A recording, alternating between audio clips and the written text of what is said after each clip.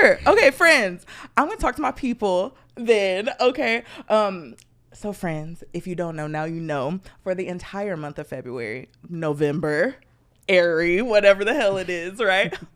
We are joined here by some creative people, right, who are not the fucking starving, deranged artists that I have filled my podcast up with, right? But the media peeps, the peeps behind the scene, the people who arguably are the ones that keep it moving, right? We are joined by these people all of the month of November, as I just said. And today, actually, I'm kind of freaking out, right, inside, because this is like one of my bucket lists. Other than, right? The pressure. Listen, the pressure. Other than, right, the dynamic duo who shall not be named. This is the bucket list, kind of all bucket lists. And he's like a media person and a person who I have allegedly been lurking on for a little bit of time. You feel me? But yeah, Fresh, who allegedly, that's what we're calling them, yes, for the rest of forever. That is the name I go by. I am thinking about legally changing my middle name to Fresh. Forever? But my mother and father would hate that if I legally did that. They would hate that. My mother especially. My middle name is my father's first name, and my mother gave me, like, she would hate it. Yeah, I tried it wouldn't be a thing for you. I tried to change my last name before, and she cursed me out. It just didn't go well, so I was like, no. But yes, I go by Fresh.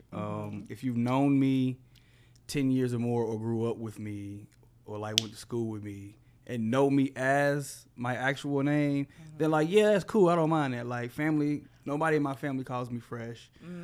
People that I went to like middle school and high school and elementary with, nobody calls me Fresh. Like, they call me by my actual name. But like, that's cool, because like, I'll call them by their actual name too, and that's just what it is. That's just what it is. But like, if I just met you, nah, don't. Like, nah. We don't know each other that well. Like, I'm not that comfortable yet. No. I feel you. And that's very interesting that you say that, right? Because that's like a thing that I feel like musicians say a lot, right? Why is that? Do you have a reason that you kind of intentionally separate your name and your stage name, I guess, quote unquote, or nickname rather? I look at it more as a nickname instead of a stage name, and I just prefer to be called Fresh, because Fresh is a lot cooler than Aaron. Like I grew up like just not liking my name, for one. I thought Aaron was like very generic, and like everywhere I went, you heard Aaron. I met so many people named Aaron, different spelling, same name, and I thought that was just like, why'd you name me Aaron? Like, I couldn't get no cool name. Couldn't get a cool black name, but like Brandon or Jamal, I couldn't get none of those. On me. I got stuck with Aaron. So Confucius, my co-host on the break, started calling me Fresh, and like, it's just stuck. Yeah. And like, now people at KUTX refer to me as Fresh. They don't even call me by my actual name. So yeah. I love that. Yeah. I like really love that. So who is Fresh? Who are you? And I guess that's who is Fresh, the nickname plus your real name and ting. Underneath it all, minus responsibilities and like loved ones and things. Fresh and Aaron is one and the same. He is I and I am him. Like, it's not really a difference. So who that person? I'm a very charismatic, nonchalant, easygoing person, unless you piss me off. Once you piss me off, then all bets are off. Then big Pisces ting allegedly. Then I go off, and most people that know me know that, like, once I'm mad, and then that's just it. But other than that, I'm cool. I'm chill. I like wearing nice clothes. I like dressing nice. It took me a long time to get the appeal of walking around in basketball shorts and slides. Like, when people were doing that in high school, I was still, you know how on the last day of school, you come real comfortable, you wear your sweats, you wear your basketball shorts. That wasn't me. I was still coming fully dressed in a nice outfit, nice shoes, still coming in school like that, 2 weeks left, and everybody was like, bro, it's the end of the year. You don't gotta do this, man. And I'm just like, I'm not showing off for nobody. This is just me. This is Yeah. this is what I do. So like just a cool. I like to think of myself as just like a cool guy. Just a cool guy. Yeah, I'm just cool, man. I like that. Okay. So where does this fashion stuff come from? Because as we may or may not have talked about off air, right? You are like a sneakerhead. First of all, what does your sneaker collection look like at home? How do you have it displayed? Like, it's still all my shoes are still in boxes, still stacked on top of the shoe, on top of the shelves in my closet. I haven't gotten around to getting the plastic bins and the cases and all of that. You ain't took that trip to the container I haven't store. done all Not of that yet. yet. Yeah, no. But it's a lot of Jordans, a lot of Nikes, a lot of Jordan 3s in Pacific because that is my favorite Jordan silhouette. The 3? Yes. Interesting. Why? One of the first pair of Jordans that I owned was a pair of True Blue 3s, and I got them in like 7th grade. Oh yeah. For like Christmas, I think for Christmas, and I tried to wear them literally every single day. I tried to find them. I tried to wear them with every outfit every day, even if I knew it didn't go. Like, I'm wearing these shoes, man. On me? I'm wearing these shoes. But I don't know. I just always I like simplicity. Like, and I think a 3 is just like, it's simple. It's a base color, white or black, and then it's the other colors on the eye holes and the outer sole, and then you could dress it up by putting different laces in it. And like, that's me. I'm simple. It's like, as you see today, black pants, black shirt, hat, and the kicks is the standout piece. So like, it sums it up for me. And has it always been like that, or like has your style kind of evolved with the times? I guess it's evolved with the times because like I'm a child of the 90s. I grew up in the 90s and in the 2000s where everybody's clothes were big. Yeah. So Listen. While I wasn't a tall T guy, I wasn't. Ever. I'm short. I'm not doing a tall T. Like, Ever. Listen. I'll take that back. I had one tall T. Okay. And it was a Sean John tall T. And like, that was the only one that I owned. But it wasn't some like huge size. Like, I knew dudes that were shorter than me walking around in like we stand a short king and a tall They T. were walking around in 2 and 3 X's, and I just like, that just does not look good. Mine was like an extra large. But I'm short and small, so an extra large looks really big on me. So I was like, yo, I'm cool. Okay. This is tall enough. I'm cool. But like, like as the time's gone and fashion changed, that went. And when people started wearing more fitted clothes and tailored jeans and straight leg pants, when I bought me some mad 501s. I think I had 501s in every color. And listen, like, I had them all. Like, when streetwear and the Diamond Supply and all that became big. A fashion god, listen. I bought Diamond Supply. I bought the socks, the hoodies, the shirts. I got 10 Deep. I got Billionaire Boys Club. I went and bought it all. But I grew up in a house where we were taught the way you walk out of the house is the way you represent yourself and everybody around you. So my mother and grandmother were always like, don't walk out of this house looking any kind of way. Yeah. You don't walk out of this house without brushing your hair. You don't walk out of this house with no wrinkled clothes on. You don't walk out of this house not looking good or not, at least not looking presentable in a sense. And I also believe when you look good, you feel good. And when you feel good, you work good. When you work good, they pay good, in the words of Deion Sanders. Oh, neat. I love that. So I always just like clothes. I grew up in a single parent household with a single mother and a grandmother, and they never not let us walk out the house looking any kind of way. Yeah. And like, whether we had on Payless shoes or it was Ralph Lauren, you inherently put it on. Yeah, we put it on and we made it look good. That's just what it was. So I just grew up with that, and never let it go. Like, I like clothes. I stand. I like clothes. That's what I spend my money on. I got you. I love that. I stand. So take us back though, because you're growing up with your mama and your grandmama, but where were you growing up? Are you from this city? I'm born and raised. What does that mean though? I am born in St. Davis, okay. 32nd Street. Okay. Grew up northeast Austin. I grew up in East Austin in Blackland, right there on Alamo Street, 1180, 78702, right up the street from Rosewood Park. Right, 2 blocks away from 12th and Chicon, Keeley Middle School. My grandmother went to Keeley Middle School, dropped out at 14 because she had her first child at 14. Yeah, I grew up there. I grew up on a dead end street, and we saw, at least from our perspective, we saw the world. Like we saw the crackheads. The guy that taught me and my brother how to play basketball was a wino who died from AIDS. Yeah. Like that was a guy, but that was a guy that my mother also grew up with. So he was cool. Yeah. Like he was cool to come by, talk with us, chop it up. We grew up across the street from a family who literally owned the entire block. They owned all of it, going from Alamo in Pennsylvania all the way up to Alamo in, I think, Rosewood. They owned the block, like they owned all of that. And their son sold, their children sold drugs, and we knew them. We hung out with them. Yeah. Like they came over, they talked. And mind you, these were grown adults. These were grown adults, but that's like where I grew up. I grew up in a neighborhood where everybody was black and everybody owned the land that they were sitting on. And we knew all of those people in the neighborhood. My grandmother would send us up the street, down the street. Yeah. They send food to these people who didn't have it or nobody was coming to check on them. Like, that was life. We moved, I think, when I was in 3rd grade. Yeah. And we moved to Coronado Hills. That's over in 52 St. John's area. Mm-hmm. Moved over in that neighborhood. I think we stayed there maybe like a year or two. And then we moved to, where did we move after that? Windsor Park. We moved over to Wellington Drive in Windsor Park. Mm-hmm. Right smack dab in the middle of 2-3. My brother ended up, we went to Wynn Elementary. My whole family went to Wynn.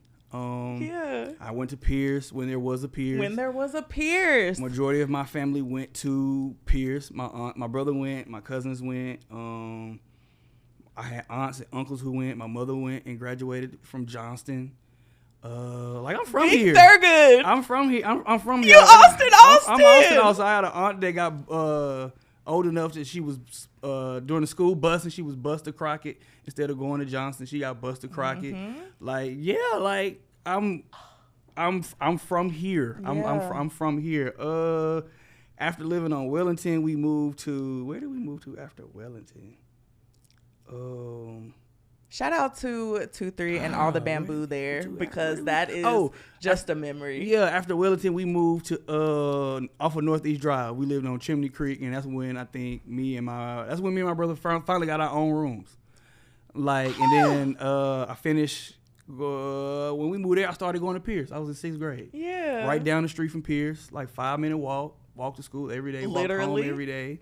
From there, we moved to University Hills on Meadowwood. Yeah, I did all 4 years of high school. 2-3. So I would say I'm from 2-3. Where'd you go to high school? Reagan. I went to Reagan. You went to Reagan? I got a transfer. Okay. My home school was LBJ. I chose not to go to LBJ. My entire family, outside of my mother and my Aunt Carmen, went to LBJ. My brother went to LBJ. My older cousins went to LBJ. My younger cousins went to LBJ. All those that lived in Austin. I got a cousin living in Bastrop, and he went to Bastrop, obviously. Yeah. And other cousins that live in Dallas. But like everybody else went to LBJ, and when they got time for me to go to high school, I did not want to attend LBJ. Eddie, why? I was in band at Pierce, and all of my friends were in band. Oh, yeah. And all of them were going to Reagan. Yeah, there's no way. And going to be in Reagan's band. Mm-hmm. And I was like, well, I don't want to go to LBJ and be in LBJ's band. Yeah. I want to go to Reagan with my friends and be in Reagan's band. And Reagan at the time was like playing rap music in the stands. Yeah. They band was. So it was like. The band was great. Yeah. So I was like, yo, I want to go to Reagan. And also, like, my brother went, like I said, my brother went to LBJ. Yeah. So every school he had been to, I had been to. And with that comes being in somebody's shadow. Yeah. Like going You're younger. Yeah, so we're 3 years apart. Oh. So when I remember starting elementary and like being excited. Wait, where'd you go to elementary? Just Wynn? Just Wynn. Oh, okay. K through 12, K through 5th. Dang, yeah. All elementary. So like when I got there in kindergarten, he was already in 3rd grade. But like I said, when you have an older sibling who goes to the school and you come after, you kind of in the shadow, and everybody is looking for you to either be similar or act exact same as your older sibling. Mm-hmm. And I think at Wynn they found out quickly, oh, he's not his brother. Yeah. Oh, we're going to enjoy him. My brother was the class clown. He did all, he cut up, he did that, but that wasn't me. While I did get kicked out of class, I talked a lot. A lot of teachers owe me an apology for writing that on my report card, by the way. And I know y'all by name. But like middle school is when it hit. It was like he went to Pierce, and then I followed after. When he got to his 9th grade, I was starting 6th grade.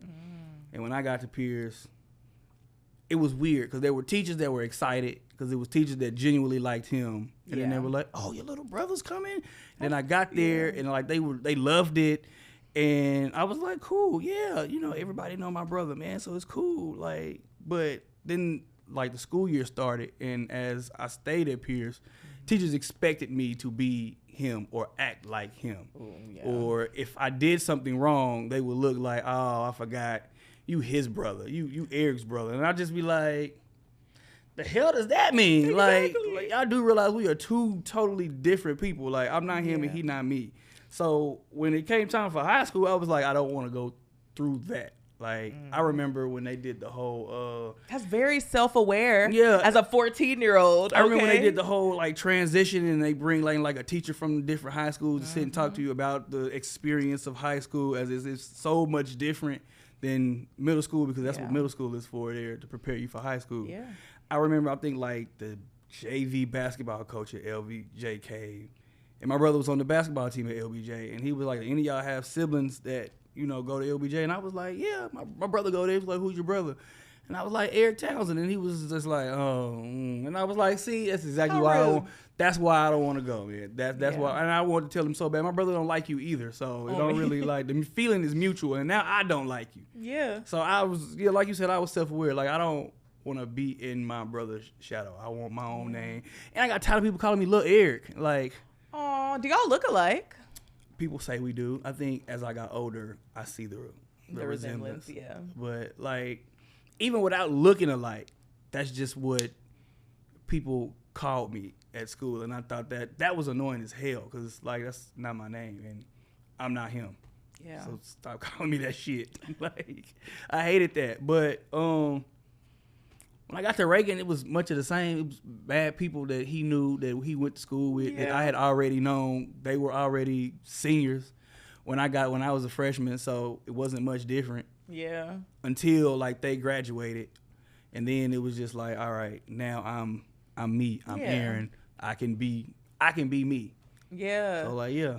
Dang. So it's so interesting that you say that it was more or less the same dynamic that you were kind of running away from, because I have this theory, right? Like if you from Austin and you Black, like you are connected to the other from Austin and black people. Yes. Yeah. Like in some kind of way, there's always going to be like those pieces, right? That end up like piecing themselves back together. So as a Black boy and now man, growing up in this very interesting, very white, but historically Black as hell city, tell me about like that journey, just like growing into the Black man that you are in this place.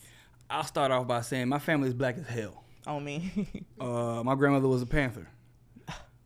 Like, so I grew up in a house where she made it a point to talk about race. Yeah. She made it a point, her and my mother made it a point to let us know how we will be treated outside of those four walls of the house. That when we step outside that door, everybody's not going to like you. And everybody's not going to like you simply because you are Black. And all the cliche stuff that you hear, you know you're going to have to work twice as hard than your counterpart. We already starting behind the finish line. They got the head start, all of that. So I grew up hearing that on a regular basis. And I also grew up hearing, don't go inside the store showing your color. Yeah. My grandmother would say that. My mother would say that. Don't go in here acting like a nigga. Yeah. Is what they would really say. I remember like acting up in Foley's when there was a Foley's. Oh, shout out to Foley's. Shout out to Montgomery Ward, Bells, goddamn over here. I remember going in those stores and like my mother giving us the talk. Like when you go in here, don't touch nothing, don't act, don't y'all get in here running around. We're not in here for that. Yeah. And when we would do it, we would get reprimanded, whether she would hit us or jerk us up or jack us up. I'm like, that was how I grew up. We grew up, I think like a lot of other Black people in the city, learning how to code switch, just not knowing what it was. Yeah, having no clue. And just knowing that all right, when I go into a certain environment, I do have to carry myself a certain way and act a certain way. And I can't talk to y'all the same way that I would talk if I was at home. Yeah. So, one, I grew up with that. Two, when I graduated high school, I couldn't wait to get out of the city. Oh, I could not wait. I couldn't wait to get out of the state of Texas. I couldn't wait to get out of Austin. I don't know. I grew up thinking Austin was like the most boring place in the world. In the fucking world. I don't know. Like, I talk to people, and I'm just like, man, y'all don't know how good y'all have it. Like, I talk to younger people who are here, who were born here. When I talk to people who are transplanted, just like, y'all don't understand, bro. Like, y'all kind of privileged. Because, like, people make it a point for their tour stop to be here. And South by, like, really pushes rap.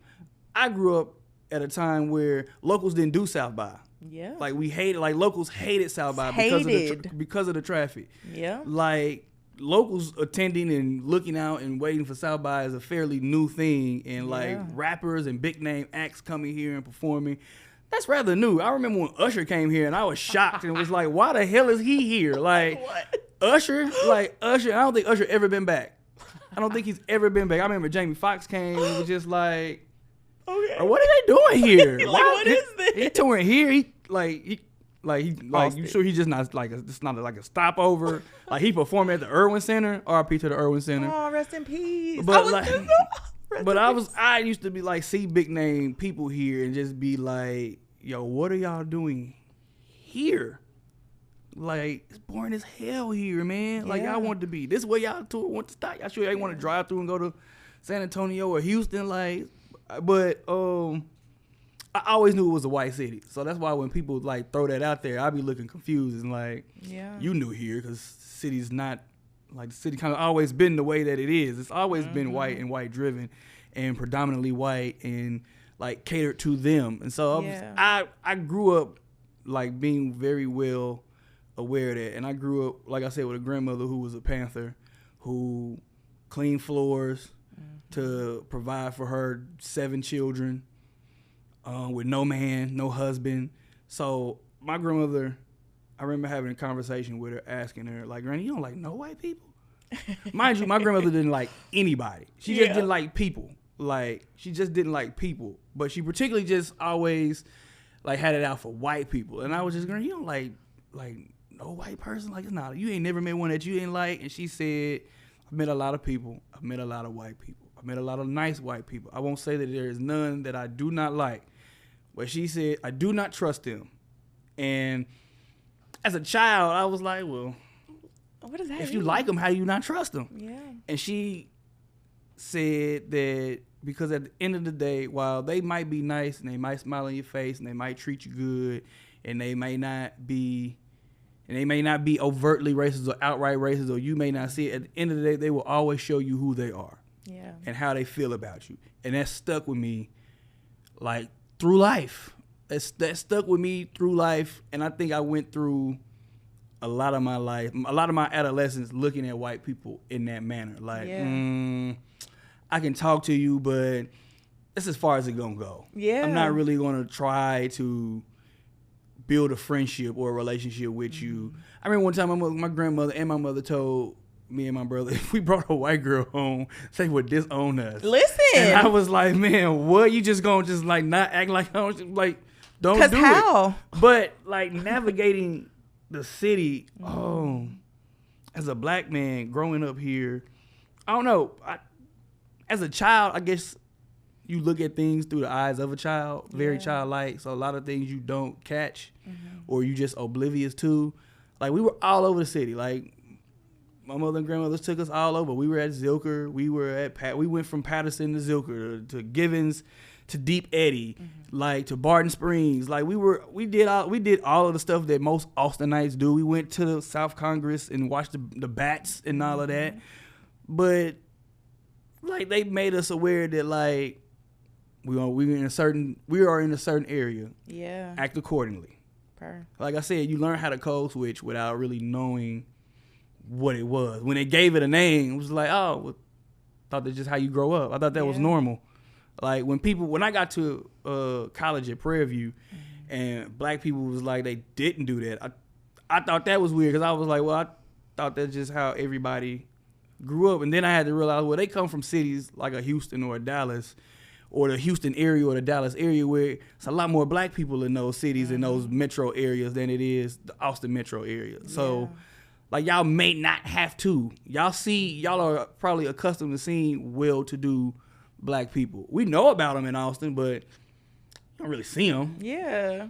Like my very, grandmother, very purposefully. Yeah, you don't really see them. Like I said, my grandmother made it a point to talk about race and talk about the history of the city. So we were aware of like where we live. We were aware of where our friends lived. If they lived in Springdale Hills, or if they lived in University Hills, or if they lived in Windsor Park. We were aware that like St. John's didn't always look the way that St. John's looked. We knew that. We were aware that LBJ wasn't always what it didn't always look the way that it looked, or Reagan didn't always look the way that it looked. We understood that, but I don't know. It's just growing up here, you just always had to be aware and be on guard when you were black, because you just never know who was genuine or who just was just being nice because you were like the token black. And sometimes you were the token black, and as a child you don't realize that you're being tokenized. You just like, oh, I'm just happy to be here. Like, I'm just smiling. I don't I don't know no better. But then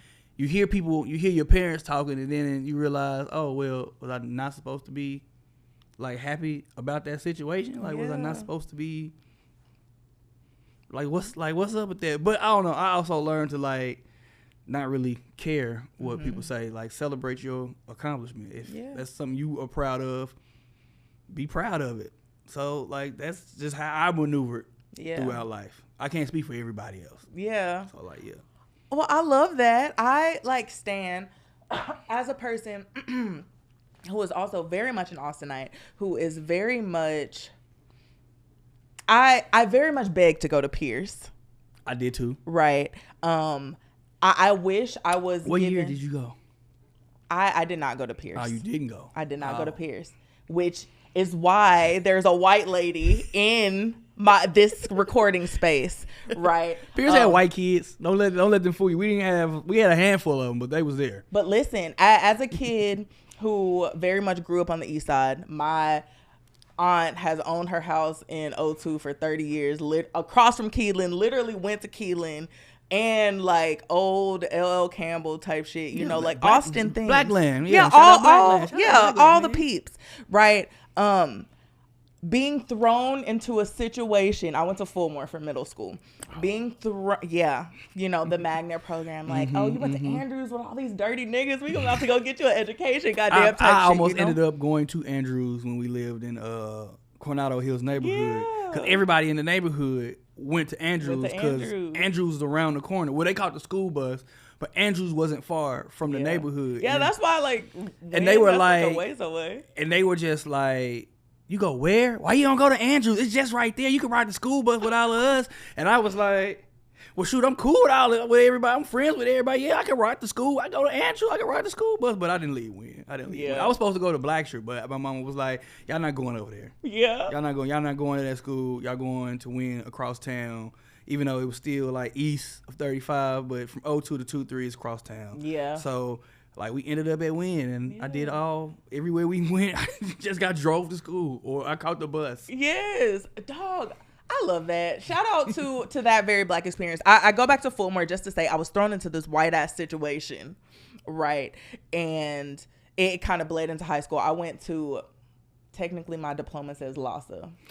Oh, you was a smarty yardy. Forced. See, and I hate that, because it was literally a forceful situation. Upstairs. The fact that you know the dynamic. My entire family went to LBJ. Dog, what a mind fuck that was. Like, oh, y'all niggas upstairs, so y'all get the special privileges. Y'all get to leave, but these niggas can't even go to the library. Like, child. So what an interesting, rich ass Black childhood you had, right? So what are the hobbies that you were doing that maybe have impacted who you are today? Maybe that you can see have impacted who you are today? Oh man, hobbies as a child?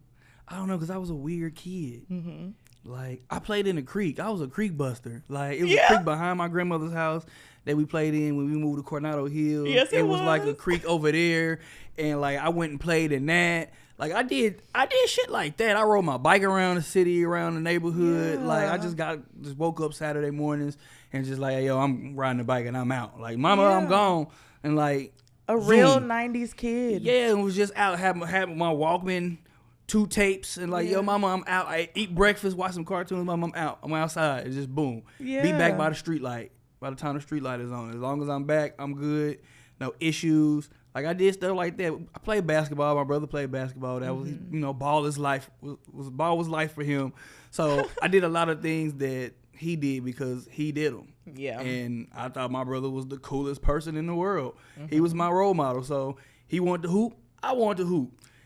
He wanted to go hang out at Highland Mall. I wanted to go hang out at Highland Mall. Rest in peace. Like, you know what I'm saying? Like, he did those things. So like, yo, man, that's what I want to do. I want to be cool like him. The girls like him. I want the girls to like me. Like I did stuff like whatever he did, I did. Outside of, like I said, playing in the creek, like watching cartoons, playing with my toys, my action figures.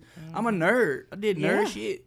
And I stand, okay? I did nerd shit, man. I played baseball. Yeah. I played football. I did all of the typical black kid things. I did athletics, all of that. But at the heart, I'm a nerd. Like, I had fun doing nerd shit, reading comic books, watching cartoons, playing, like I said, playing with action figures, being around other like-minded people, other nerds, and like having sleepovers. The Tita. Doing nerdy shit. Doing nerdy shit. We were, man. My heart. I don't remember how old we were, but I think I was staying on Wellington, and I think it was Wellington. It was either Wellington or Creekside. In Coronado Hills. Like, we tried to write our own comic book. Like, we sat down and wrote our own comic book. Like, we was nerds. Yeah. We was nerds, man. We did shit like that. We stand a nerdy black man. Y'all know that is the preferred aesthetic in OG Adriana land, right? That is like super fucking dope that as a kid you were doing these things and you're allegedly like the comic book person. You're allegedly like the blurred, right, of the city. But in the Walkman, right? What were you listening to as a kid? What is the music that was happening? Heavy R&B. Yeah. It's the 90s. So heavy R&B. I didn't really start listening. I listened to rap as a kid, but I didn't really get into rap, I think, until maybe like middle school. Yeah. Like really deep off into it, finding out what I really liked. But like as a kid, it was straight R&B. Like straight Tony Braxton, whatever tape my mama wasn't listening to, at the time. Like, that's what was in the Walkman. We got in the car, and my grandmother was nothing but oldies. Like, she played James Brown all the time. My mother played Alexander O'Neal, like, nonstop. She better on me. Like, it was old school R&B, 90s R&B. That's what, or 90s rap. Yeah. Or, like, 80s rap. Because, like, real boom bap. Yeah, being introduced to rap. Like, we heard Snoop, and we heard Biggie, and everybody from the West Coast, and everybody from New York. I gravitated more toward New York rap, but like whatever my brother was listening to, I was listening to. So if he wanted to listen to like old LL Cool J, I was listening to old LL Cool J. If he wanted to have Crisscross, we was listening to Crisscross. Man, funny story, we got put out of school. We got sent home for dressing like Crisscross. Dang. Wait, what level of school? We were in elementary. What? So what was the occasion? We just wanted to do it. As you should. We just wanted to. We were listening to Crisscross. We was listening to the first album, Jump, and looking at the videos and thought it would be cool to walk around with our clothes backwards. Dang. I was in the 2000s. No, this was like elementary. This was like 90. 90 something. Yeah. I started kindergarten in like 93, 94. Oh, maybe. yeah. So like, kindergarten, he in third grade. We just like, we're not going to wear them backwards out the house because my mama wasn't finna go for that. She She wasn't having that. She wasn't finna have us walk out the house like that. It wasn't, no. But we were like, when we get dropped off, when we get in school, like, we gonna go in the bathroom, we gonna turn our clothes around, and like, we did it. And like, we ate breakfast like that. We got picked up from in our classroom, went to the classroom, and then the teacher was like, yo, why are your clothes like that? And it was just like, why are they like what? And it was like, why, like, I know you didn't walk out the house with your clothes on backwards. And it was like, I mean, maybe I did, maybe I didn't. Like, Yeah. And they were like, turn your clothes back around. I didn't see the issue, like, with my clothes being backwards. I didn't think, like, it was taken away from the learning experience. Yeah. Like, it's kindergarten. Like, we're not really, it's not that serious, bro. I'm a child. I'm like 6. It doesn't really matter. But, like, they were adamant, like, turn your clothes back around. It's a distraction. And I'm just like, is it really? I mean, I guess it could be, but I didn't care. Like, I'm not gonna play with this 5-year-old. I want to be crisscross. So, like, they was like, you know what? If you don't turn them around, we're gonna call your mother. And stubborn me, call her. Like, I'm not turning my clothes back. Well, lo and behold, I did not know my brother was going through the same thing in his 3rd grade class. I love that for y'all. And we ended up in the office calling home, refusing to turn our clothes around. And then our mother came up there and she gave us a stern look and a stern talking to. She didn't hit us, although I have been whooped at school. Yeah. 90 shit. 90 shit. On track and field day at that. 90 shit.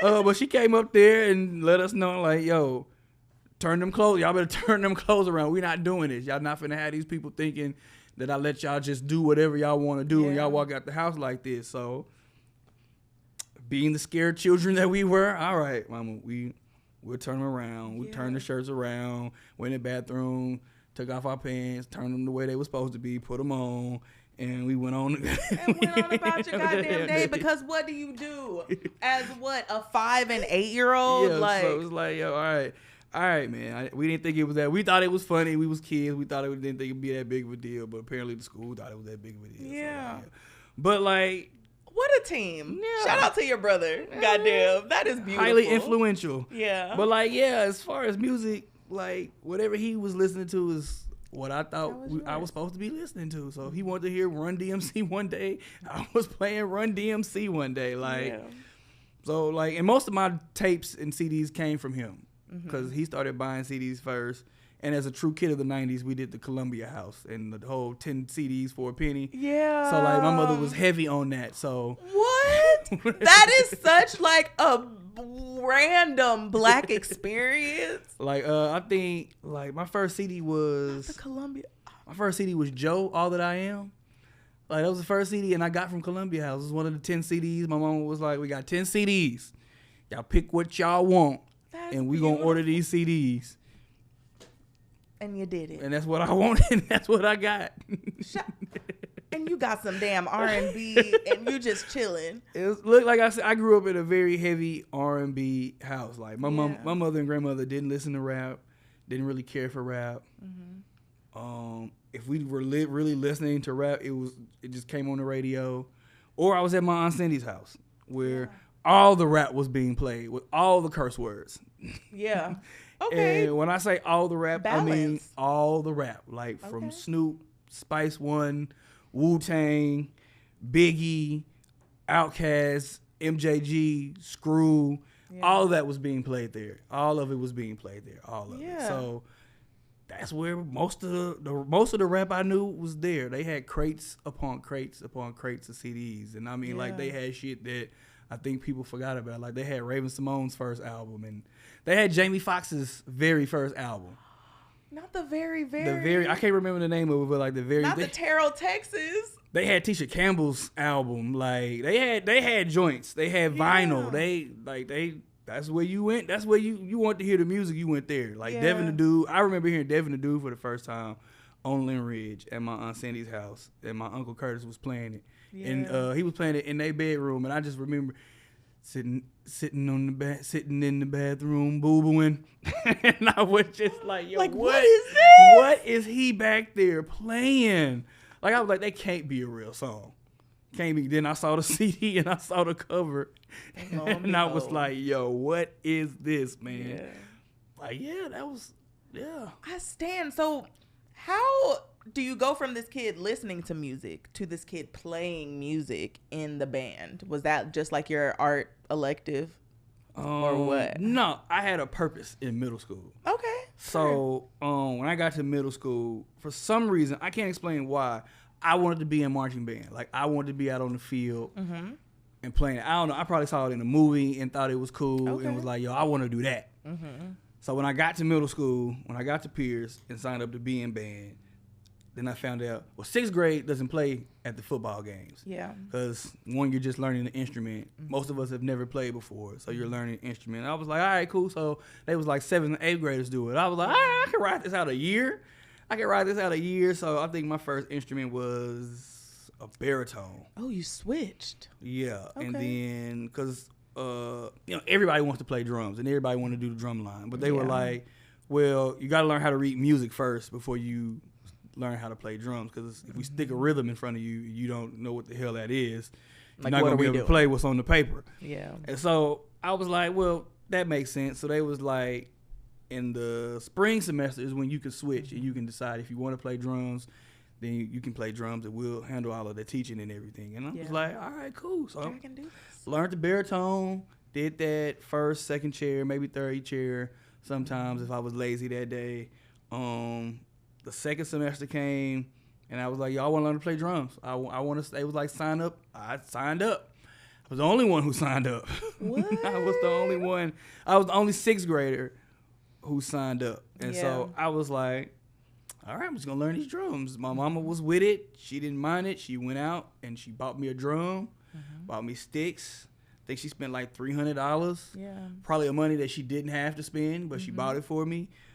Came back to school with my drum, smiling, cheesing, like I'm ready to go. Like, let's do this. It's time. Band director, we got to teach me, and like, boom. Next thing I know, I'm in the percussion section. And 7th grade on the drum line, 8th grade on the drum line, at Pierce at the football games, and then Reagan. I think the whole drum line was just us freshmen and like maybe a couple upperclassmen, like maybe a sophomore and a junior, and like a junior, like, but it was us. Yeah, and we didn't know how to act. We was niggas. Nah, listen, I was just gonna say, drumline. The drumline is something serious. And mind you, like, drumline, the movie came out when I was in like 8th grade. Oh yeah, so y'all were lit. When that hit in 8th grade, we thought we was the shit. On me? We thought we was the shit, man. We was in there trying to beat Nick Cannon. And then, like, 9th grade, like I said, the drum line is just freshmen. It's just us.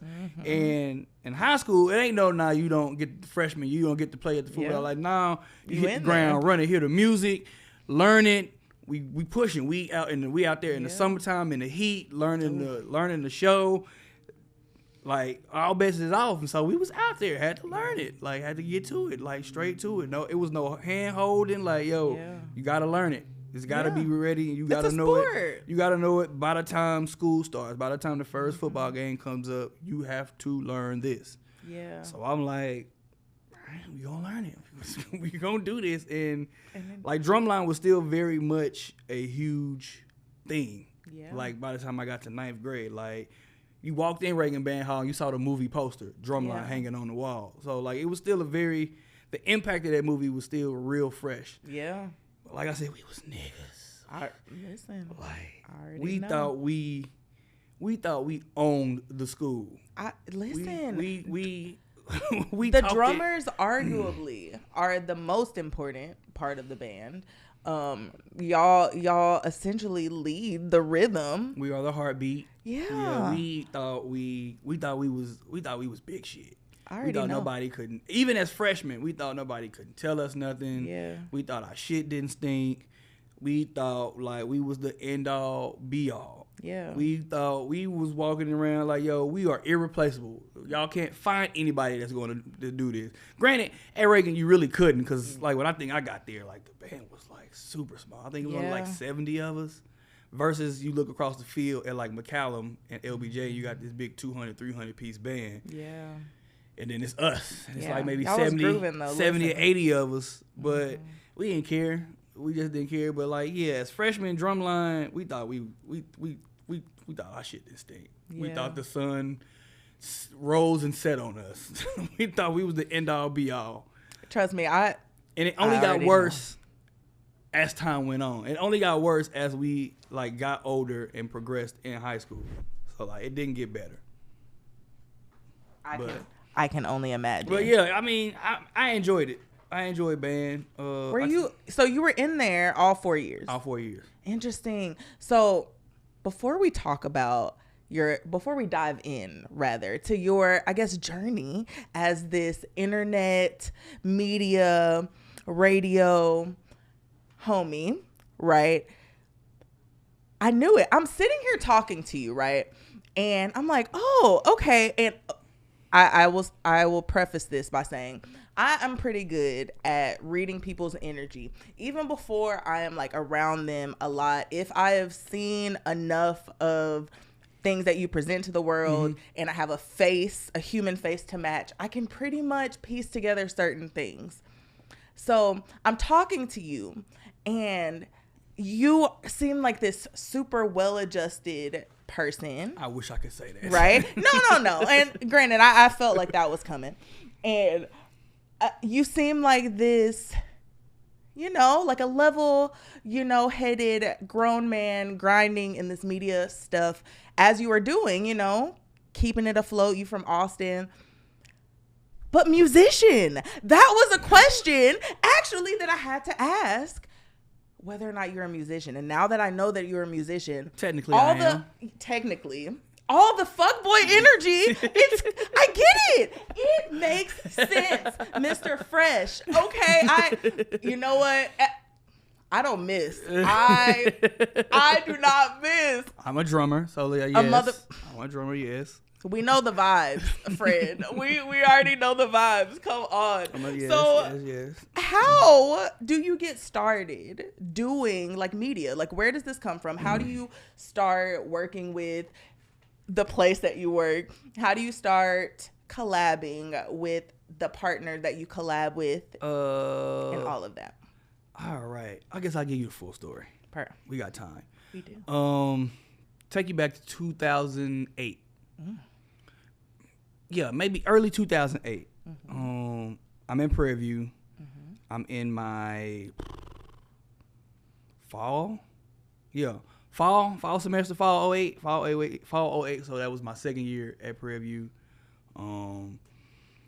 And man, was that fall 08 or spring 08? What year did I move off campus? I don't know. It was somewhere in 08. I was at Prairie View.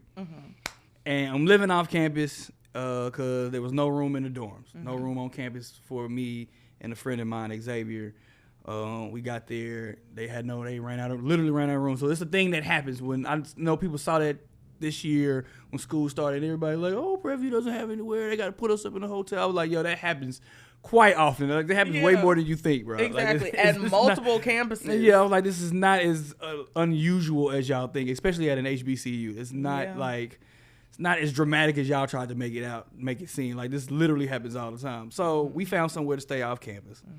And mind you, we off campus, like, we probably like a mile away from the school. Yeah. And we just like sitting in there with nothing to do. So I decide, like, yo, I'm gonna become a blogger. Just out of the blue. I just needed something to do from like my free time. And I was like, I'm gonna do the whole video blogs thing, and I'm gonna write blogs. And I tried it, attempted it, and I was like, yeah, I can't do this. This not for me. Dang. I can't. I don't know. I can't sit in front of the phone and talk.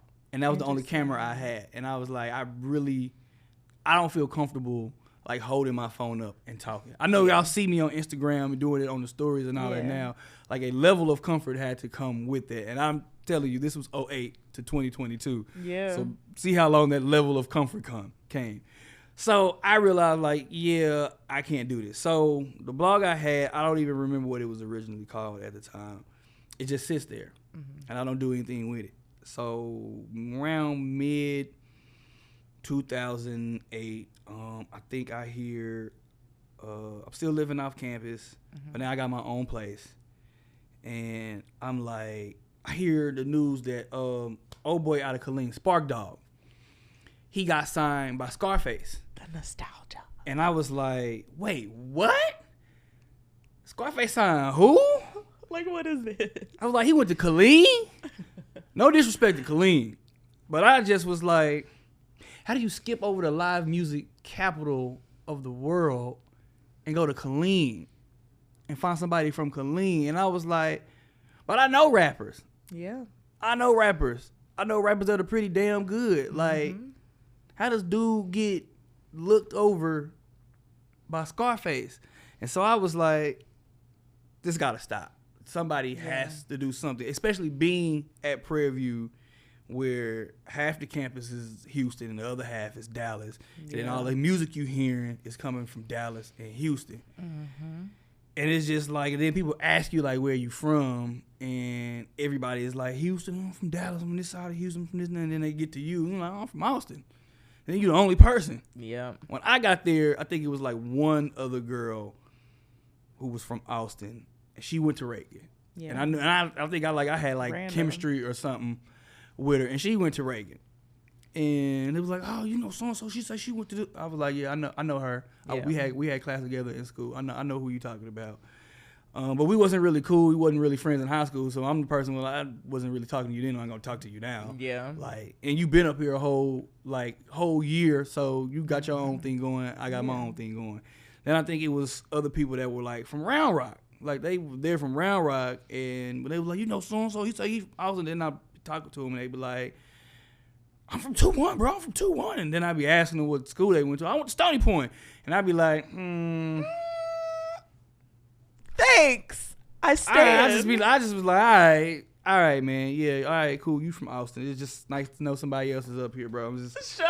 Okay. Just be like, because they be like, what high school you go to? And I'd be like, oh, I went to Reagan. Oh, where that's at? Bro, you, man. Like, how did we get here? I'm giving you the chances, but like, you kind of keep hanging yourself with the rope. Like, yeah. Like, why are these the conversations that we have to have with people as people who are just born somewhere? Yeah, so like, I was just ridiculous. Like, they was just killing. I don't know, for some reason when I got to Prairie View, everybody all of a sudden was from 2-1. And I was just like, why are y'all all of us, everybody like, all of a sudden? That's the most random hood to pick, too. Like, I was just like, 2-1 Hog Pen. I was like, oh, you from the Hog Pen section of 2-1? Because, no, 2-1 the Hog Pen. I'm like, but the entire all of 2-1 isn't the Hog Pen, bro. That's a certain section, a very small section of that area literally of the town. So I was just like, all right, you know what, man, you from Austin. All right, I got it, bro. Go crazy. So, but like when you had these conversations with people, it just was like, yo, why aren't we represented? We are the live music capital. And when you talk to people who aren't from Austin, like, and you be like, I'm from Austin, man, it was like, man, y'all got South by 6th Street down there, man. It was just to be like, but like, that ain't that. And I was like, y'all know, like, 6th Street don't look like South by every weekend. Like, y'all know it don't look the way that it looks on Texas Relay every weekend. Yeah. So I decided that I was going to take it upon myself to do something. So I started the blog Fresh Prince of the ATX in December of 08. December of 08. And I was like, it's just going to be all Austin. Yeah. And at first it was a struggle because it was only like a few artists. Because I was just posting artists that I knew. I was posting the New Kid. I was posting the Tita, some older artists that I knew. And like whoever I was just seeing come across Facebook. Yeah. That's just was my approach. And then, you know, it gradually started to grow. I would say maybe 2011, 2012 for sure. I think I really had it going and buzzing. And that's when I started incorporating artists from Dallas and Houston and San Antonio. Yeah. And people from Houston and Dallas were reaching out. Other blog sites in Houston and Dallas were reaching out. And was like building a network. Yeah. And a pioneer. Yeah, and I think the first thing that really 2012 was, I think, the year that kind of solidified the blog. My co-host at the time, Confucius. Well, before I get to that, okay, tell you how me and Confucius met.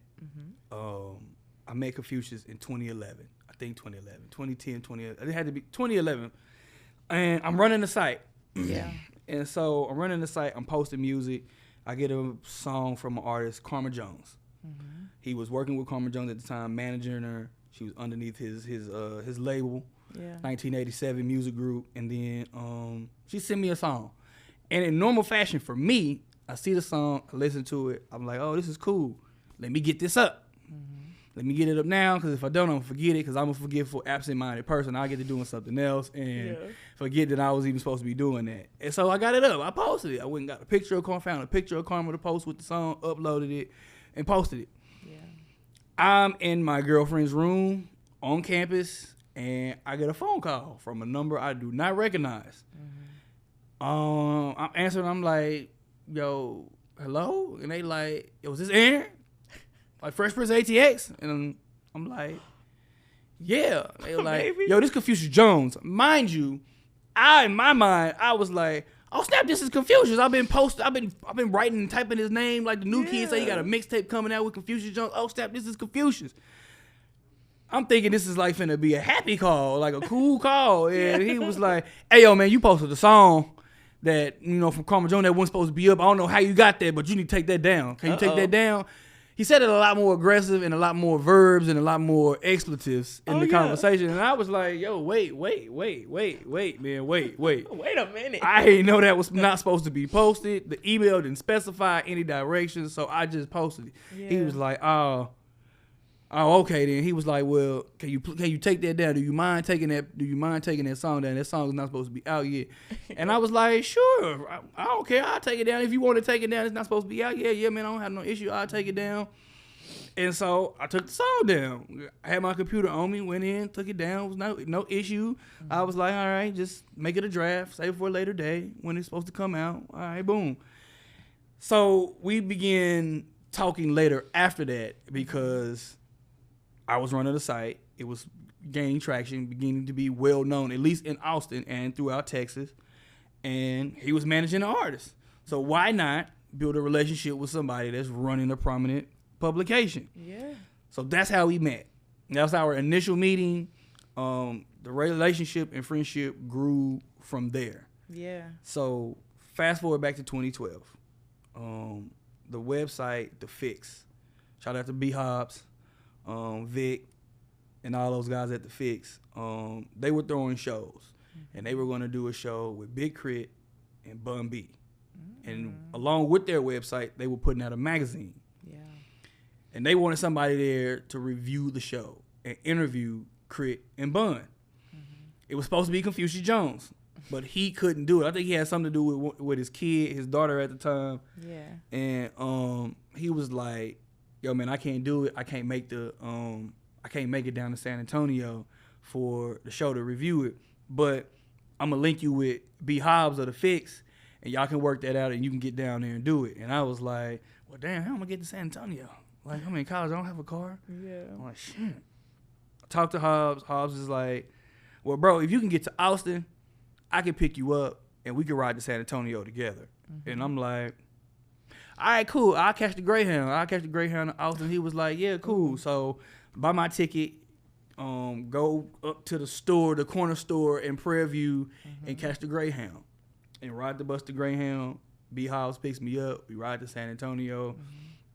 And he telling me all the stuff about Crit and them putting on shows and Bun B, and telling me like if Bun B's in a good mood, you might get an interview out of him. And, you know, he older. If he in his mood and if somebody pissed him off, he's not gonna want to talk to nobody.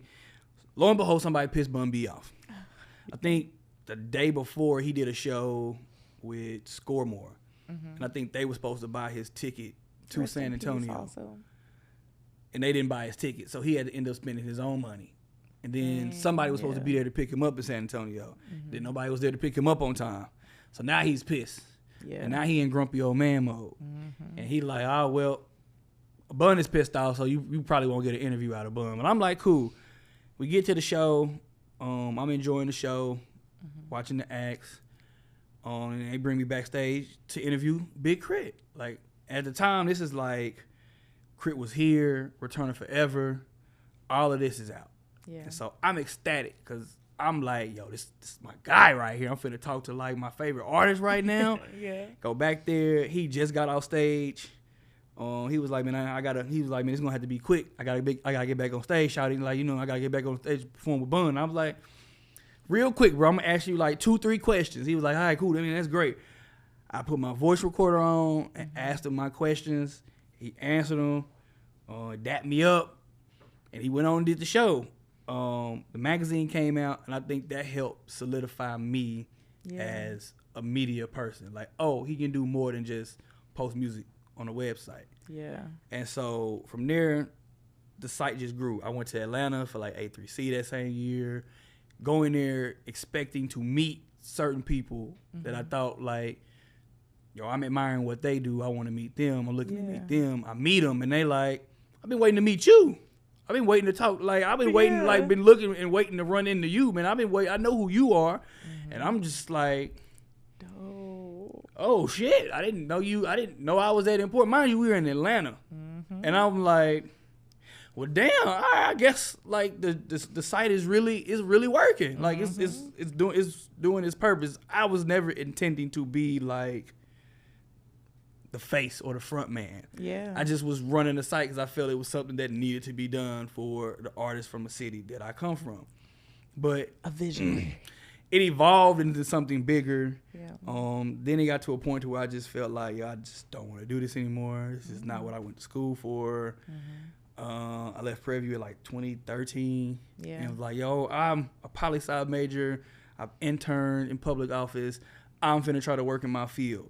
Dang, yeah. Went a whole year unemployed. Nobody hired me. People I interned for didn't have space, didn't have openings. People who I talked to before was like, I will. When you finish, reach out to me. We'll get you a job. They didn't have a job for me, and I'm just like, end up working at Boys and Girls Club for like the next 5 years. Yeah. Oh, what an experience working with children. How rewarding, though. I guess. Yeah, allegedly. Yes, I guess, man. No, I enjoyed it. I enjoyed my time working with the kids. It did soften me up on kids. Yeah. Because before I was like, fuck them. Not like and kids. You started working at the which Boys like, and Girls Club did you work I started at? working at Walnut Creek Elementary in North Austin off of Lamar and Breaker. Yeah. So like, working there, it was just like, I don't know, man. Kids is nosy. Like, kids want to know everything. No filter. None. Like, Mr. Aaron, why you not married? Oh, like, yo, that's you. Like, what's wrong with you? Hey, that's not your business. Don't worry why I'm not married. Like, what? Mr. Aaron, you got a girlfriend? That's none of your business, man. Like, what?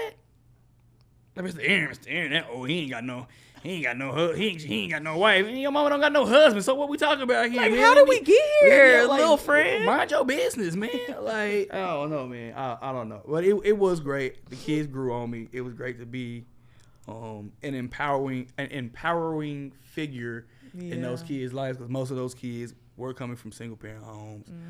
Most of them was a single mother, so no male role model, especially like the little black girls.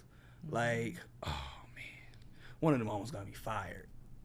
Little black girls is talk about no filter. I think we was on a field trip one time. Know. We was on the we was like it was some type of it was a I think Kids Day for Boys and Girls Club. We meet all up in one club, like a carnival style, free food, all of this. And we gotta supervise the kids, and like they in groups, and we're like, Mr. Aaron, we gonna be in your group, and I'm just like, all right, man, all right, I guess. And little girl had grown attached to me, and we walking around the club, and somebody said something to her, and she holla out, Mr. Aaron, my boyfriend. And I'm like, whoa, no, I am not. Like a head honcho of Boys and Girls Club. He heard it. He turned around quick and was like, I was like, no. Like, it's not, no. She's a child. She's like, girl might have been like 8, 9 years old. Like, yo, she's whoa, no. He was like, hey, you shouldn't say things like that, because if you say things like that out loud, like Mr. Aaron could get in trouble. I was like, and I'm not trying to get in trouble, like at all. But it was nice to be that figure, like somebody that those little black girls felt like, or even just little girls in period, because a lot of those kids in that program were black or Hispanic. So it was nice to be that figure that they felt at least comfortable with to talk to about things that they probably wouldn't talk to about with anybody else, even the counselor at the school. So that was great. It was rewarding. Those kids forever have my heart. They changed me. But like, I'll never do it again. I'll never go back. I'll never do that again. Listen, badass kids. Never work. I do not envy teachers. I applaud teachers, pay teachers more. They don't get, man, they work too hard. They work for the amount of money, for the little amount of money that they get paid. The benefits isn't enough. Being off during the summer isn't enough. Like, yo, I give it all up to teachers. Like, 'cause I couldn't do it. I'd choke a kid. I'm sorry. Yeah. Listen, I do feel you. And these children are very different. These new kids, man. They are different as hell. So how do you go from the Boys and Girls Club? Like, what happens next in your life to now? A lot. Yeah. Like I said, I started working at Boys and Girls Club in like 2014. Mm-hmm. I am living in my grandmother's house in Austin Colony. Yeah. She sold her house in East Austin. She moved to Austin Colony. I'm living there. It's her, an aunt, an uncle who was recently released from prison. Yeah. And then my mother moves back from Dallas. Mm-hmm. She moved to Dallas and then moved back. She moved to Dallas, was staying with my brother. And she was like, she didn't like it. It wasn't working out. Yeah. And she moved back. And so, like, me and her are sleeping in the same room at my grandmother's house. And so, working at Boys and Girls Club, getting up, going to work every single day for little pay. Yeah. No benefits. And just like, yo, I have to get out of here. Yeah. It's 5 people in a 3-bedroom house. Mm-hmm. And me and my mother are sleeping in the same room. I have no privacy. It's crowded. Like, we're sleeping on air mattresses. This is uncomfortable. I want a real bed. I'm annoyed by everybody in this house. Yeah. Like, I just want to be left alone. So, I'm trying to remember what exactly happened after that. Steady working for Boys and Girls Club. And then I think, like, the next year in 2015, I'm like, yo, I'm moving out. I'm going to save every check that I can, and I'm moving out of here. And Confucius at the time is like, yo, bro, I know you trying to move out. I'm trying to get a new apartment. If you come, I'll let you come stay with me. You just pay part of the rent, and you can come stay there, bro. I know you trying to get out. And I'm like, bet, I'll do that. How much I need to pay? How much I need to pay, man? He told me how much I needed to pay, and I went to the house and let everybody know. Yo, matter of fact, I only let my mother know that I was moving out, that I was leaving. I only let her know. Not a silent announcement. Everybody in the house was beefed up. Everybody in this house was beefed up. Like, I had got into it with my aunt, my grandmother, my uncle. Like, and I'm like, yo, I'm ready to go. Yeah. I'm only telling my mama. I don't need to tell anybody else. They just saw me packing my stuff and leaving. Yeah. And my grandma asked my mama, well, where is he going? My mom told him he's moving in with somebody, going to pay part of the rent, and, you know, he worked. He fine. He got it. He good. It was like, I was out. We was out. So 2015, me and Confucius, we staying in Wells Branch. Mm-hmm. Staying in Wells Branch. And, oh, man, where was I going? Like, still working at Boys and Girls Club. Still going in there every day. And I think I started doing the little temp position at IRS. To bring in some more money, doing weekends. Yeah. So, and then we started podcasting. Podcasting in like 2015. You and Confucius. Me and Confucius. We started Those Damn Comic Book Guys. And so how did that happen? Like, did Confucius just randomly also have this interest in like nerdy shit? Yeah, we were already talking every day about comic books and the movies and like going to see the movies and having this conversation. And I think I really skipped something. 2014, we started online radio. We did online radio. Got you. We did online radio. I forgot all about that. He was coming from his apartment all the way to Austin Colony every day, picking me up. And we were going to Kiara Keys. She was our third co-host. We were going to her apartment every week, recording 87 Fresh was the name of the show. We were, Confucius was propositioned by the Core 94 online radio station out in Houston. Mm-hmm. They asked him, did he want a show? And he was like, yeah, I do it. And upon that, he called me and was like, yo, they giving me a radio show. You want to be a part of it? And I was like, cool. And he was like, well, we need a woman. We need a woman's voice. Yeah. And he was like, what you think about like Kiara? And I'm like, that might work. That could work. I think we did it like a month. And things ended up just not working out. Mm-hmm. So it ended. Like the show ended, and then like I said, working for Boys and Girls Club, and then I moved in with Confucius, and he already had the idea to start a podcast. Yeah. But it wasn't about comic books. He wanted to do something more along the lines of like the Daily Show. Oh. He wanted to do like satirical news. Yeah. Real news, just deliver it satirically like they do on the Daily Show. Yeah. And I was like, that could be fun. We could do. I'm knowledgeable enough, I'm a political science major. I could do that. Yeah. I could talk about the news in a funny way. We were gonna do it with someone else, but they kind of was shuffling their feet. And Confucius was like, yo, man, I'm ready to get this going. I'm ready to start this. And so he was like, I got a laptop, I got a MacBook, I got the program. We just need microphones. And I'm like, well, I bought the microphones. Got on Amazon, bought some cheap microphones. Like, yo, I got the microphones. We ready. And so while we getting everything together, he comes with the idea more so than decides. It's just like, well, we talk every day anyway about like comic books and the movies, and we both know enough knowledge to talk about it, and it sound like y'all genuinely enjoy it. Yeah, and sound like we know what we're talking about. Why don't we just do the podcast about that? And I'm like, that's way easier than doing satirical news. Like, let's do that. I'm like, yo, I'm with that. So we start that. I did skip that. Me and my mother moved out of my grandmother's house, and we moved to Fort Branch. Yeah. We moved to Fort Branch, and then things didn't work out at Fort Branch, and then we went back. And then that's when Confucius was like, well, you can just come move in with me. And so on Wells Branch, and we start the podcast. Mm-hmm. We do that.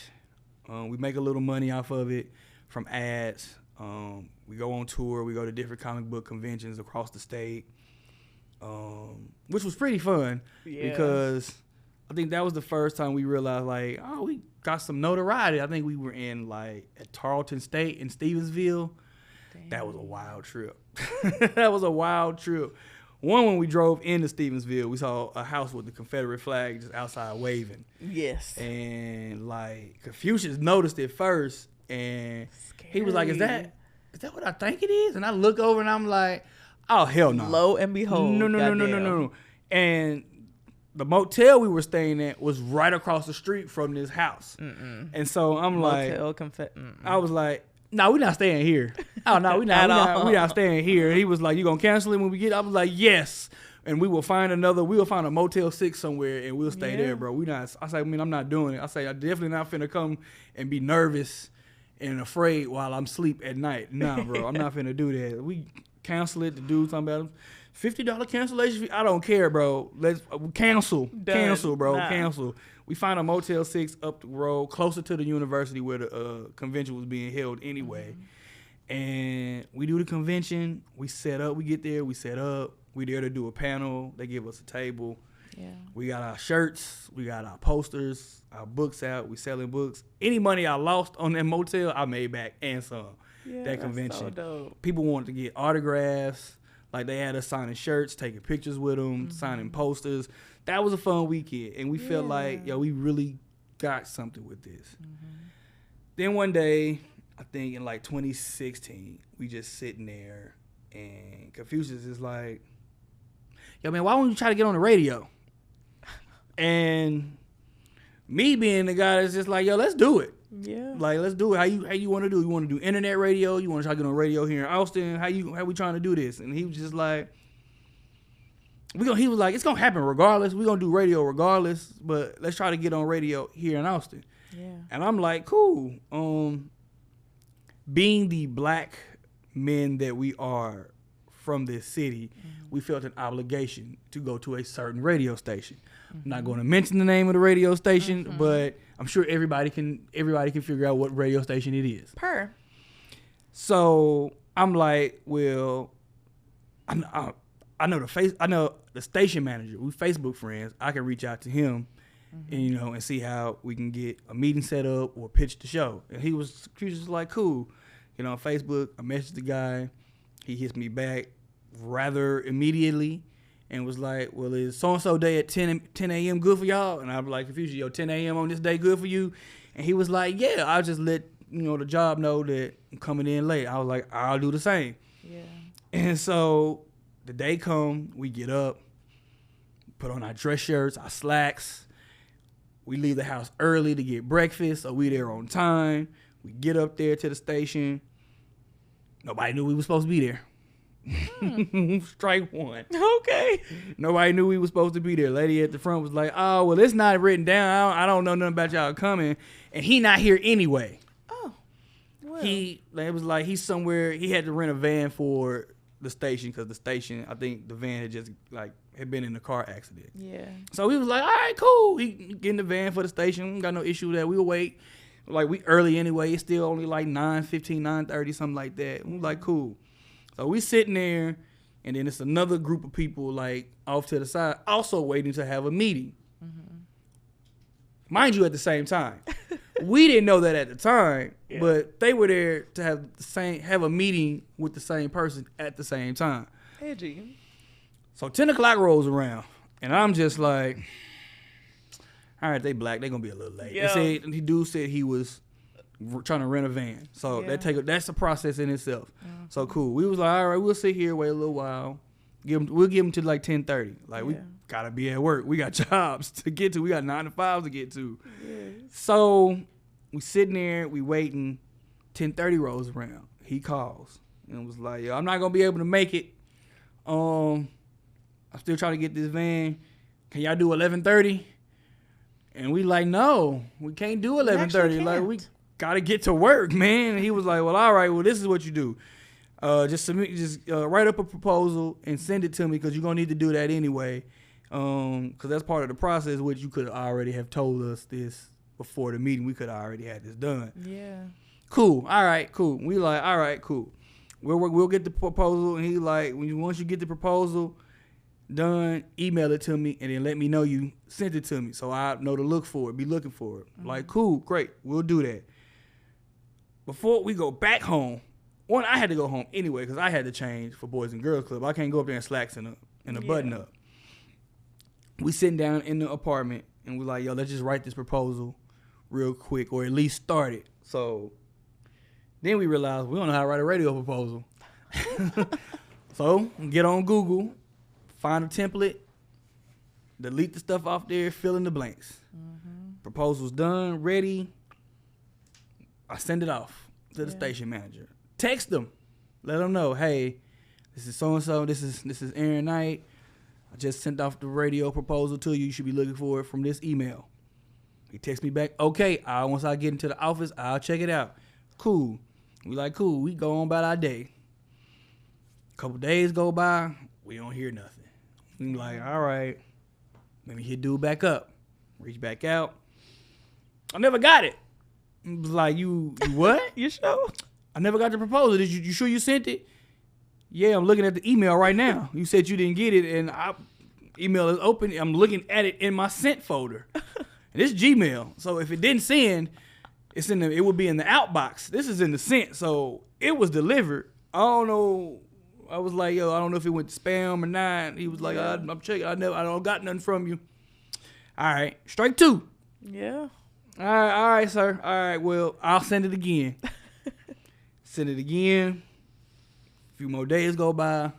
Don't hear a word. Confucius is like, oh, well, my mom knows somebody up there at KAZI. Of course she does, because we're black and in Austin, and somebody in your family knows somebody that works up there. And I said the name of the station anyway. You did? I was just going to say. Said the name of the station anyway. But shouts out to them. They're under new management now, so shouts out to them. But his mom talked to this person she knows, and they like, well, they never sent the proposal. They didn't send nothing. They nothing didn't happen. They said they sent one, but they never sent nothing. And Confucius' mother tells him this, and now Confucius is pissed because now y'all just lied. Yeah. Because now we both are looking at the email. He like, you sure you sent it? And I'm like, bro, it's right here in the computer. You looking at it. Literally right. So he was like, you know what? All right. Let's just try to reach out to another radio station. And I'm like, who? And he was like, let's reach out to all of them. And so once again, pulling up Google. Yeah. Looking up every last radio station. Kiss FM, 101X, KLBJ, KUTX. And we send it all off. We email them all off the same day. Mind you, like a week and a half has gone by from the initial meeting date that was supposed to happen. Yeah. So we send it off, and we just wait to hear something back. Didn't hear nothing back from anybody. One day, Confucius like, hey, yo, you know what KUTX is? And I'm like, no, bro, I've never heard of that. I don't know what that is. He was like, they emailed us back. And I'm like, what they say? And it was like, they like what they read, but they don't. It was like, the program director was asking, was the proposal meant for them? And we was like, well, why would it be? And he was like, well, the proposal has another station's signal dial and call letters on it. And I was like, oh, snap. Y'all forgot it still to read it. KAZI 88.7. Edgy. But the program director at KUTX was like, we like the idea for the show. Would y'all like to meet? Or y'all have time to meet? And he was like, I'm letting you know, upon this meeting, it's not us giving you a show. We don't have room in the budget for a new show to bring anybody new on. But we would like to meet and talk about the show. So we was like, cool. We'll go up there and meet. We went up there and meet. And then we was like, then it hit us like, yo, I've seen this building so many times. Didn't know what was here. Yeah. Got there on UT's campus. Sat down for maybe like an hour, hour and a half, 2 hours, and talked to them about hip-hop and rap in Austin. And they had no idea that rap was in Austin. Was a thing. None. Here. They had no idea. They didn't know what Scoremore was. None of that. Wild. Mind you, at this time, this is like 2016. Scoremore is huge at this time. They had no idea. Had no idea people were rapping in Austin. Had no idea that it was a collective scene. Yeah. That people had record deals. People had toured. None of that. They had no idea. Yeah. And we are sitting there telling them that, like, yeah, like, rap is everywhere. Like, who doesn't like rap at this point? Like, our whole pitch was, it's 40,000 kids that go to this university, at University of Texas. I guarantee you, they're listening to some form of rap in their headphones, whether it be underground, whether they might know some locals, whether it be top 40. It's something in the realm of rap that they are listening to. It may be a song with a rapper on it. It may be a Miley Cyrus or a Katy Perry song with a rapper on it, but they're hearing rap and they like rap. Yeah. And so they liked the proposal. We left, and then they were like, well, we want to get you guys on 1 hour podcast, which we never did, by the way. And they were like, we'd like to get y'all in for the guest DJ set. We listened to the podcast, and we like really enjoy the podcast, so we want to get y'all on for the guest DJ set. And we was like, cool. So we met with them a few more times, did the guest DJ set, and Confucius at this point was frustrated because he was like, yo, they keep asking us to meet with them. I think they're gonna steal our show. He was like, if we meet with them again and we don't get offered a show, yeah, we just gonna go somewhere else. And so I'm like, I'm with that because I did have a feeling like, well, they liked the idea of our show, and they like what we heard. Would they steal our show? I think them white folks will steal our show. Them white folks gonna steal that goddamn show. And in the back of my head, my grandmother, all I could hear with my grandmother's voice was like, you can like them, but you don't trust them. And I was like, they gonna take our show. They gonna put some people on air that don't know nothing about Austin rap and put them in our show. They gonna do our show without us. So one day I'm at work at Boys and Girls Club, and I'm working. Don't have my phone on me because can't have your phone, be looking down at your phone while working with kids because anything can happen in a moment's notice. Yeah. So my phone is in our little portable. It's charging. I get back. I'm clocking out. I grab my phone and I look at it. I'm like, man, I got a lot of notifications. Like, Confucius didn't text me like 21 times, and he called me like 5. He left a voicemail. I'm like, damn, I hope nobody died. Like, hope everything all right. Like, so I'm grabbing my stuff. I'm heading out. Then I call him back. I'm like, yo, bro, what's up, man? Like, everything all right? He was like, yeah, man. Hey, you want another job? And I'm like, what? He was like, you want another job? Like, KUTX called. Like, somebody quit. Like, they offered us a show. Yeah. And I'm like, yeah, man, let's do it. Let's do this. So somebody just happened to quit. That's so Somebody happened to quit. And when they got that space freed up, they reached out and said, we got space for y'all to have a show. 2 hours. We went up there. We thought the show was only going to be like an hour long. So we were trying to figure out how we're going to fit talking and music within 60 minutes. Yeah. And then they were like, well, no, the show's going to be 2 hours. And we were like, oh, all right then. It's lit. We can work with that. We can work with that. So we met with them and got trained on how to work the board in the studio and everything. And January 7th, 2017, the break started, and we've been there ever since. Going 6 years. 6 years in January.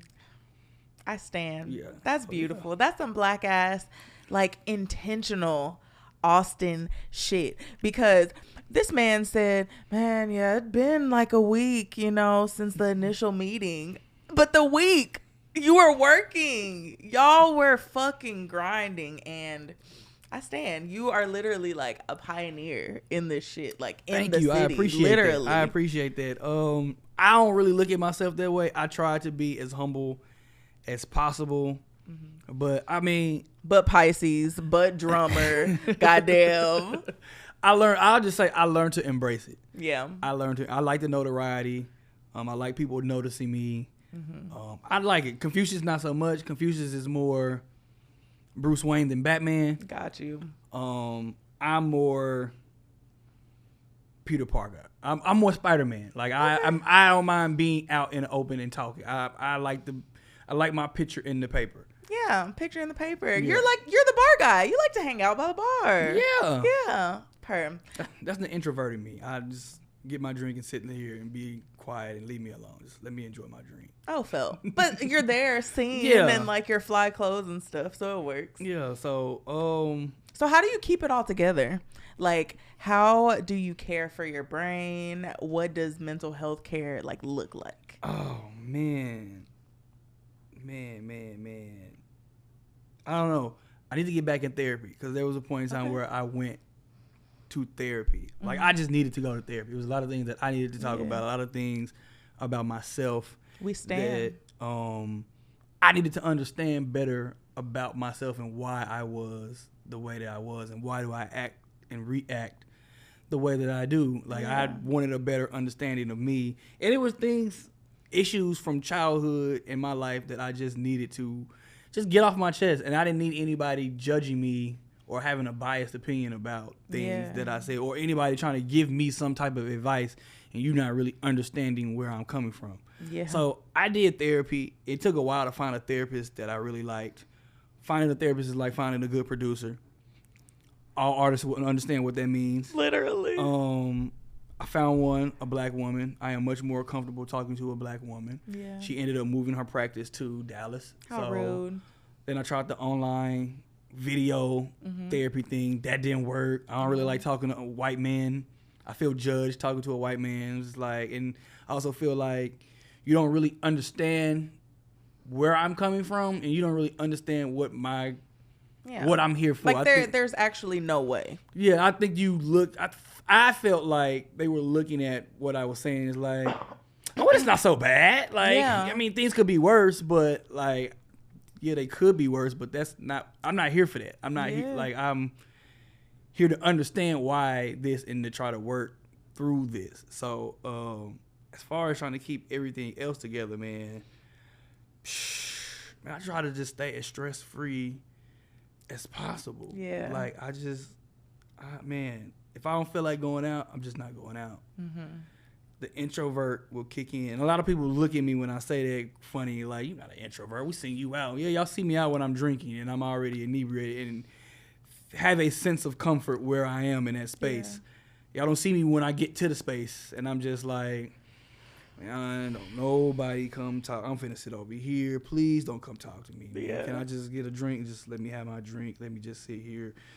Oh man, you coming over here and talking to me, man? Please just shake my hand and just keep it moving. I don't want to have a conversation, bro. I don't want to talk about music. No, please, no. I don't want to talk about radio. Leave me alone. These are the thoughts going in my head. I'm just like, and sometimes I think it shows on my face. So if I don't feel like going somewhere, I just don't go nowhere, man. Yeah. Like if I feel like being at home, staying home. I spend a lot of time at home on my couch, covered up in front of my TV, or music is just playing, like just chilling in my comfort, in my hole in the wall, in my little corner of the world, just left alone. Yeah. Stress free to myself. In your world. Not bothered. Very comfortable. Yeah. Like just being left alone to my thoughts. Yeah. And I take hot showers because my favorite place in the house is the shower. I love that. My favorite place is my favorite place is the bathroom, but in the bathroom, yes, it is the shower. Very interesting. Yes, So, in your dream home, like the home that you want, like all your grandkids to be in, right? Like, do you feel like you are going to give extra attention to your bathroom? Yes. Really? So what are the aspects of your ideal perfect bathroom? I've never heard this answer, so this is interesting. I need a jacuzzi tub with the jets and a stand-up shower. And I need a magnificent shower head because I hate low pressure. I hate low water pressure. Okay. I hate it. It makes the shower horrible. Yeah, it does. Yes. I want an automatic toilet. What is automatic toilet? Like in flushes, public places? No, like it flushes by itself. Mm-hmm. It warms itself. It cleans itself. I need that. Yeah. Because I don't like cleaning the toilet. But okay, what is cleans itself? You don't have to get in there at some point and clean your toilet. Not the ones I've seen. I have to see these. Like, you gotta send me these because at some point I feel like you gotta clean the toilet. Not the ones I've seen. I need a really big bathroom. Yeah. Because I just need the space. Is that like your sanctuary? Yes. Yeah. Like the bathroom, I always look at the bathroom like this is the one place where you know and are expected to be alone and left alone and uninterrupted. And yeah, don't interrupt me while I'm in the bathroom. I don't care what I'm doing there. Leave me alone. If the door is closed, don't knock on it. I'm in here. Leave me alone. Like, no matter what I'm doing, I am in there. I am reflecting throughout the day, reflecting on thoughts. Yeah. I'm taking a shower. I'm in the tub. Leave me alone. I'm at peace. I'm centered. Yeah. I'm all of that. Like, I'm good. I'm in my happy place. Yeah. That is my self-care. I'm the guy that will drop the bath bomb in the tub, the bubble baths, the body oil, and sit in the tub and just be like, yo, I'm good. I'm good. Have a glass of cognac or wine and music playing in the bathroom and just be in there, just like, yo, Black man, you better good, love man. On yourself. I'm good, man. I'm the guy that will sit in the shower until the hot water runs out with music playing and like, yo, I'm good.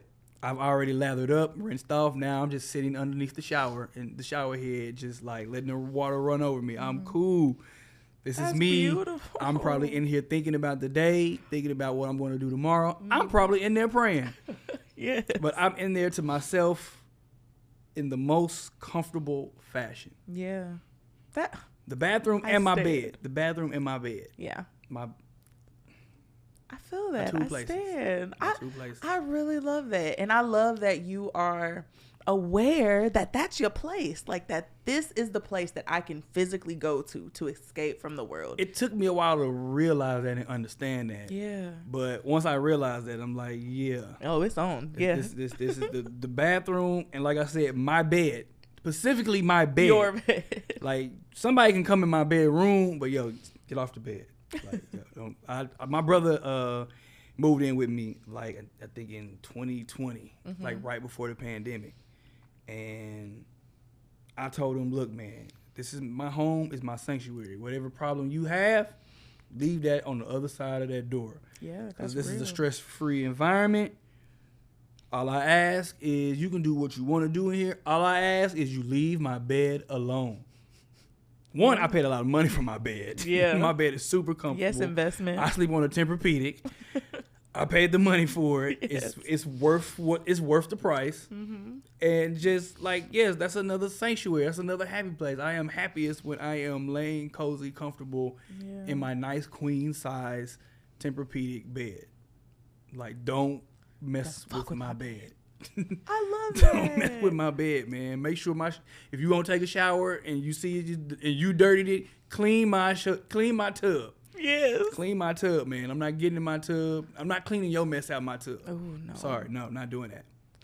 I love that. And I just feel like everything you just said was very reflective of being raised by Black women. Yes. And I stand. I just can't. Yeah, that is beautiful. Yeah, man. So what are 3 things that you feel like you can improve on mentally?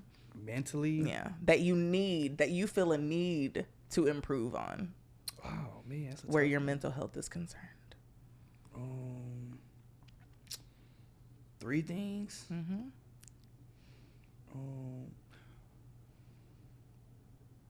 Speaking about what I need. Okay. Sometimes I have an issue with not communicating that, like, yo, I just don't want to be bothered. Yeah. Like, I just don't want to talk today. Like, today's just the day I just don't want to talk. Yeah. Like, with my friends, my guy friends, I think they understand. Like, if I'm not in the group chat, then I'm just not in the group chat. Yeah. It's cool. We all have our days where we just not active in the group chat. But those are most likely days where I'm just don't want to be talking to anybody. Like, bro, I don't have anything to say. I'm not going to make up anything to say. Don't want to be bothered. I see the messages. That's cool. Oh, that was funny, but I'm not replying. I'm just cool. But I think that's one thing that I need to learn to do more is communicate. Like, I just don't want to be bothered, man. Yeah. Like, leave me alone. Another thing is aligned, by the way. Another thing is, I don't know if it's more mental, but I need to learn to reach out more. I'm so much of a creature of habit. I'm so much my mother's child that I don't think she sees it. As close as me and my mother are, I don't speak to my mother. Like and when I say I don't speak to my mother, it's not like I have an issue. I'm just like, oh, I'm not talking to her. It's that, like, I don't reach out. Yeah. If you want to talk to me, then you have to call or text me. Yeah. And then, I'll talk.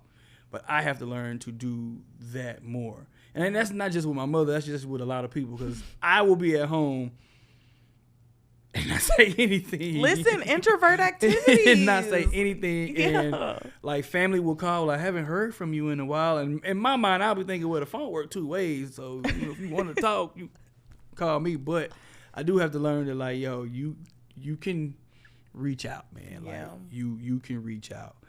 Another thing is, I don't know a third one, to be honest. I need to improve on mentally. I guess my emotional exchange with people. I just had this conversation with my mother the other day. I grew up in a family rather that's not the most emotionally expressive bunch of people. And like my father is the most emotionally expressive, emotionally open person. And my mother necessarily isn't the most emotionally open person. Like, she's told me throughout my life she's proud of me, she loves me, all of this stuff. Like, that's been known and expressed. But outside of that, we don't talk about our feelings. Like, we don't talk about if we down, if we feel sad, if we feel depressed. Definitely not getting that out of my father. So I think, like, I carry it. Like, I'm not the most emotionally expressive person. So I'll be going through something, but you'll never know because I'll just be sitting there and suffering in silence or just sitting at home and, like I said, won't reach out or won't say nothing and just like, I'm just here. Yeah, I'm just there. Like, if I'm sad, I'm sad alone, but nobody else will know I'm sad. And then you'll see me and then whatever I was sad about, I'm not talking about it. You don't need to know I'm sad. I feel you. Or you don't need to know I'm angry. You don't need to know I'm frustrated. I'll deal with whatever it is on my own. Like, I'll handle it. So, like, those are 3 things I would say I need to work on or improve on, which is why I say I need to get back in therapy. Yeah. I feel that. I definitely feel like as grown-ups, especially grown-up Black people with all the trauma of whiteness in the world, I think it is definitely our obligation to seek help. Yes. I like the form of therapy, or I like help in the form of therapy. I think that is a very useful tool. I understand that that's like a very nuanced conversation, even still with our community. And I understand that everybody might not be able to afford therapy because sitting down with a therapist is not cheap. It's not cheap. And access fucking sucks. And I also it took me a while to realize going to therapy that you have to want to be there. You don't get anything out of it. It's like a drug addict going to rehab. If you don't want to be there, If you just going just to go, then Yeah. like, yeah, of course you're not gonna get anything out of it. You're gonna get back on the street and you're gonna relapse. Yeah. You didn't really get out of it what you were supposed to, and you didn't really put anything into it. So therapy is the same way. If you go with the frame of mind, I don't want to sit down here talking to these people, man. These people like can't help me, man. Then like, nah, you're not gonna get the help or learn anything from it. You just gonna be the same stubborn person you already was. So it took me a while to learn that I have to be open to sitting down and really being in a vulnerable place, and that's hard for me. And putting in the work. Yeah. Because look, Yeah, if you and don't putting do in the homework and putting in it the ain't work after after leaving the session. It's more than just going to the session and just talking. You have to do the exercises and do the things that the therapist suggests that you try and do. So I try to do that. I love that. It's not easy, but I try. Yeah, for sure. I love that. And I love that more of us are having this conversation. I think it is so necessary. You know, like for sure. So because that's like where it begins and ends. Like literally our brain is where it begins and ends. So that's like super dope. What's something that you're proud of though? Like where your growth as a human Black man is concerned. What are you proud of? My relationship with my significant other, with my girlfriend. Hey. As I've said, I'm not the most emotionally expressive person. So naturally that carries over in relationships. Yeah. And women want you to be emotionally expressive. And I struggle with that. So it's hard to be in a relationship with me. And I can be a bit of an asshole. Yeah. So, and my girlfriend is also a Pisces. Really? Yes, I date my we sign. stand her, by the way, around these parts. Honestly, I was going to hit her before I hit this guy to be on the pod, but we'll get there. We'll get there soon. She'll love all of that. She'll love all of that. She likes to talk too. Aww. But two Pisces though. Yeah. Go off. It's like dating yourself. Yeah. Because she'll react to something the same way that I would react to something. Yeah. And we just look at each other and like, why are we like this, man? Like, why are we like this? What are we gonna do? Like, yeah. But no, like, yeah. What was I saying? Being emotionally expressive. Yeah, you're proud of where you are. Yeah, with her. I met her in high school. Yeah. I met her when I was like a junior in high school. She's 2 years younger than me, so she was like a freshman. And we've been off and on since then. Yeah. So to be in the position that I am now with her, like really working and building towards a life together, I'm proud of that because, that's so dope. Like I said, going to therapy and learning things about myself and putting in the work, it's helped me. I feel like it's helped me be a better partner and significant other. Like now I know and understand what I put you through before. Because I'm not the angel that people perceive me to be. I know I've talked to women before and they were like, oh, you just seem so innocent. I'm just like, he's a musician, friends. Y'all need to peep. I'll let you just go with that. If that's your perception of me, then I'll let you keep that perception. Yeah. That's how I always went about it. But therapy, baby, realized like, kind of was a fuckboy, man. Like, you did a lot of shit that like you shouldn't be holding your head up high about. Edgy. But with her, I realized like, I wasn't shit. Yeah. I wasn't shit. And the excuse isn't just, I was young and dumb. Like, yes, I was young and dumb, but also there were times where I didn't know how to communicate my feelings or even reciprocate and receive her feelings that she was telling me of what she wanted and how she wanted to be loved. Yeah. So to be at my age now and to understanding, I'm proud of that. Yeah. Like I'm cool, man. I love the man that I have become and am working to become. My heart, y'all, I'm tired of these people who are allegedly in close proximity to the alleged human, right? That we are allegedly not speaking of, but giving me empathy for these men. Oh, I can't. Who is Adriana? Because Adriana is in big Aries mood, and I'm in big fuck all of y'all mood. But fresh, that was really like, I feel that, and I love that, and I love that you can say that you have reached a level of growth. Yeah. And that your like relationship is something that you're proud of. I think that's very interesting. Curiously though, do you want to be a dad ever? Like, is that a thing that you think of? Because I asked this because of the bathroom question. When you was like, this is my sanctuary, uninterrupted time. This is the one place I know for sure. I'm like, dog, it ain't no way you reproducing. I didn't before. Okay. I didn't before. As I said before, me and kids just was not the mix. But as I've gotten older, I have had the thought, like, I think it would be cool to be a dad. Yeah. I think it would be cool to watch something that I help create grow and, like, help it grow and nurture. I think that would be cool. And I only want to do it with the woman that I'm with. Yeah. Like, I don't want to do it with anybody else. So if it doesn't work out between me and her, then no, Fresh will not be having children. Goddamn. Like, and I don't want them. I only want them with her. So I'm with her. We're working toward, like I said, building a life together. So, like, yeah, a child or two will come. Yeah. I can't say that when they coming, but they will come. And your bathroom time. I'm sorry for you. I know. I understand. You have to figure out. I will. I definitely will. I have nieces, and my brothers will be like, "Yo, man, she just knock on the door, man. He was like, it's man, like automatic." He's like, man, one time they just walked in and was just standing there while I was just sitting on the toilet, and it was just like, yo, I'm trying to use the bathroom. Yeah. Didn't care, and I'm just like, no fucks.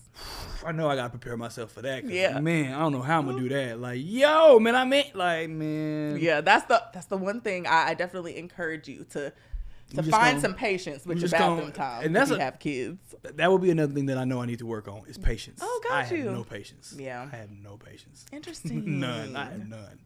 Well, very self-aware. I understand. None. I am a very impatient person. Really? Be late. Yeah. With me, like meeting me somewhere and being late. Oh, be late. Man, I'm sitting there frustrated. Dang, sitting there that's so like, interesting. Man, and you know nothing about astrology, like aside from your sun sign is Pisces. That's it. Interesting. That's it. It never. Because Pisces people are not meticulous, I feel like. It never piqued my interest. Like, interesting. Never piqued my interest. I always looked at it as something, oh man, dudes get into to astrology because women like astrology, and that's the only reason why you know all that, bro. You don't really care about that. Yeah. But like, I just never cared to be into it. But my girlfriend is into it. That's what I'm saying. And like, how do we get here? How are you not?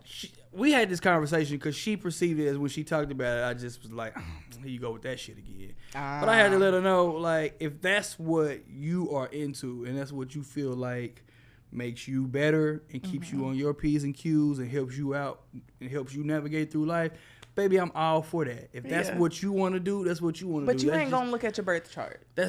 She do that for me. She do that for me. She do that. She'll read it and all of that. Nah, I'm not doing all that. That is so interesting. You've been with this person since high school, allegedly. Like, that's wild. Nah, man. But I feel you. It's just not my thing. Your thing, yeah. I think now we have an understanding that, like, yo, that's not your thing. Yeah. But it's not your ministry. You got your own pieces. Yeah, man, it's just not me. So I feel that. I'm cool. Like I said, I'm cool with her doing it. She want to do it. She do all of that and get the apps and man, she got it. Yeah, she got it. She got it, man. Listen, she is fulfilling her womanly duty to curate the vibes. It's working. It's working. That's all I can say. I stand. Thank you. And thank you very much for talking to me. I do got a couple of quick questions, right? Let's go.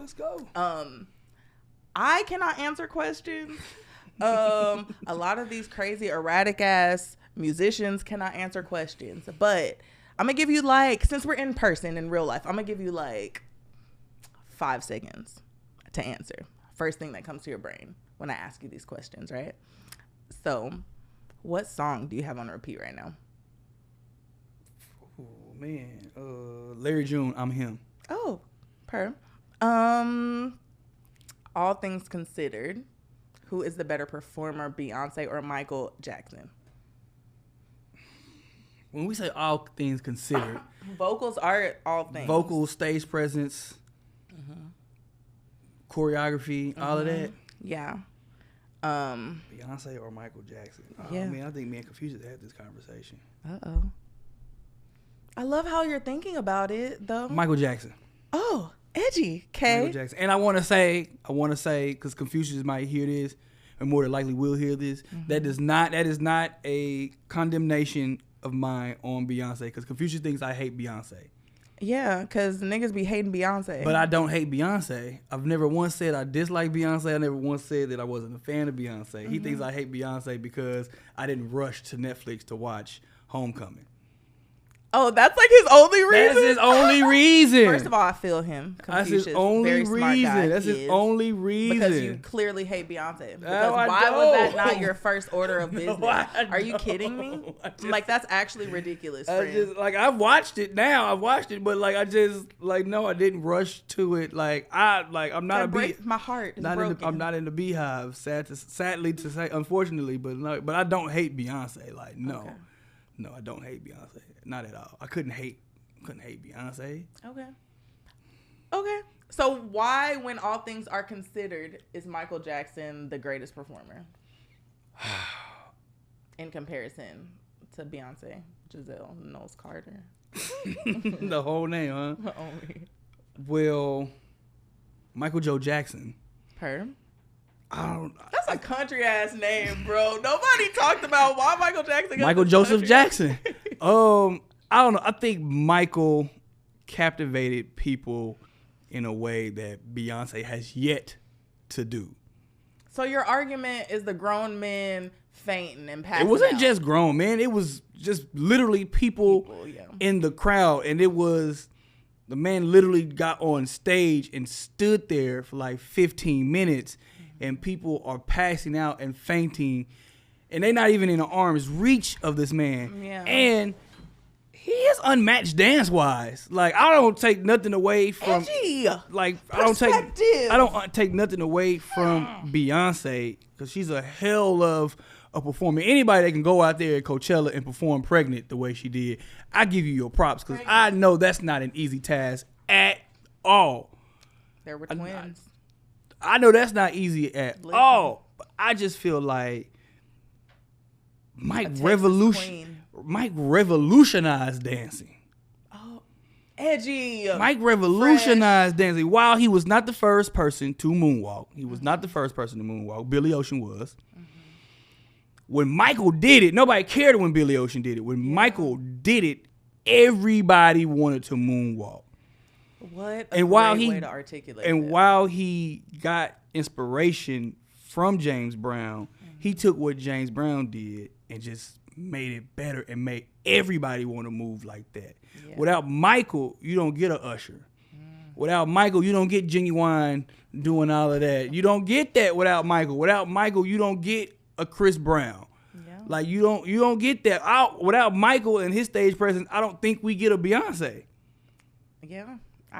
Without Michael, you don't get Janet, and without Janet, you don't get everybody that comes from that lineage and that tree. Like, you don't get that, man. You don't get the black women that do what Beyonce does and what Janet do. You don't get that without a Michael. That's just how I feel like you just don't get it. Like, you a smart man. He at the top of the tree of if we doing it, man. You smart. You very articulate. I like the words that you're putting together, because I don't disagree. That is what I will say. But all things considered, who had more of an impact on the culture, Soulja Boy or T-Pain? More of an impact on the culture? On the culture. Soulja Boy. Big Draco. Soulja Boy changed the way people went about getting a record deal. Yeah. Soulja Boy, in his words, invented the internet. On me. And while we do know the internet was there before Soulja Boy, but Soulja Boy changed the way an artist and people use the internet. We didn't care what YouTube was until Soulja Boy. Until he was jocking on your bitch ass. On me. Like, we didn't care until Soulja Boy popped up and doing that. Like, and making them videos. Like, he got his record deal from the internet, and then that made people say, it's something here. Yeah.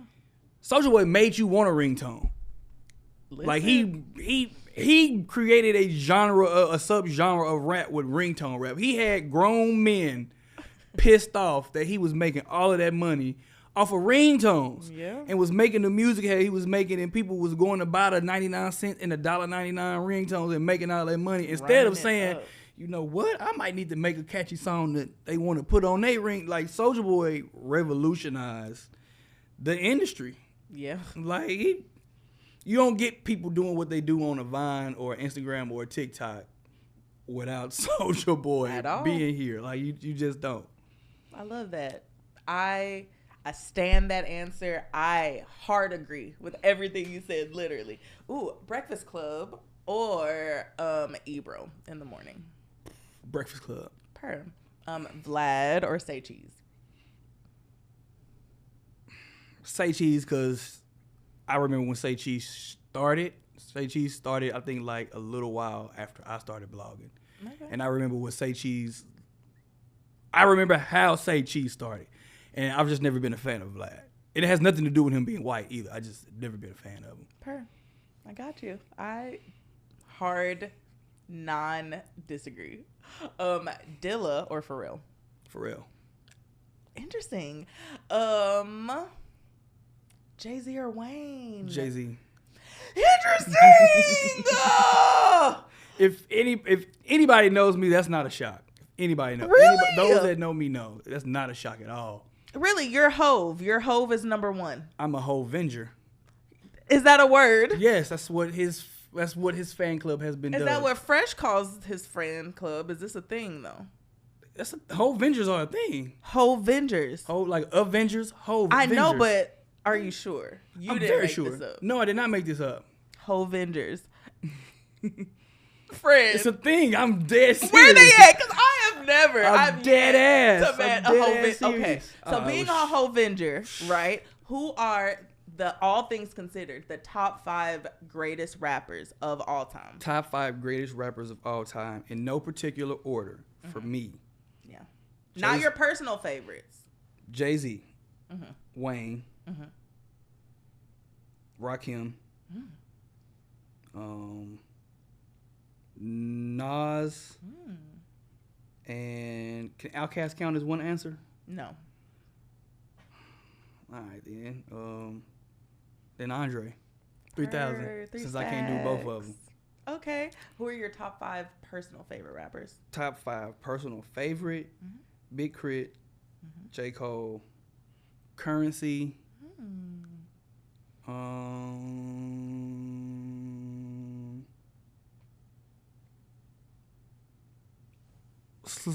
Lil Kiki. Okay. And what's that, 4? And then my 5th will be Ghostface. I love that. Listen, I love me some Ghostface. I feel like he is very respected in hip hop, like in the industry, but I feel like he is very underrated. I do feel like he's not talked about enough. Yeah. It's actually wild to me. Yeah. And also, friends, if you are listening, anyone who had the wrong idea thinking that this guy was just like a nice guy, any man who has Currency in his top 5 is a fuck nigga. What? 1,000%. I've never heard that before. Listen, if Never heard Spitta or Gibbs is in your personal top 5. Gibbs is in. He's in my personal favorite rappers. I do rock with Gibbs. Listen, if they in there. I get it with Gibbs. I don't get it with Currency. I do get it with Gibbs. Gibbs, though. I do. We know the vibes, friend. we definitely know the vibes around here. Okay. What's your favorite comic series? Are comic series called comic series? You mean like a book? Yeah. I don't know, because that's hard, because the stories kind of repeat themselves.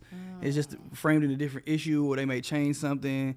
So to give you my favorite comic series, I don't know. I could give you my favorite comic book story arc. Okay. I can give you my favorite storyline. I love that. My favorite comic book storyline, I would have to say, is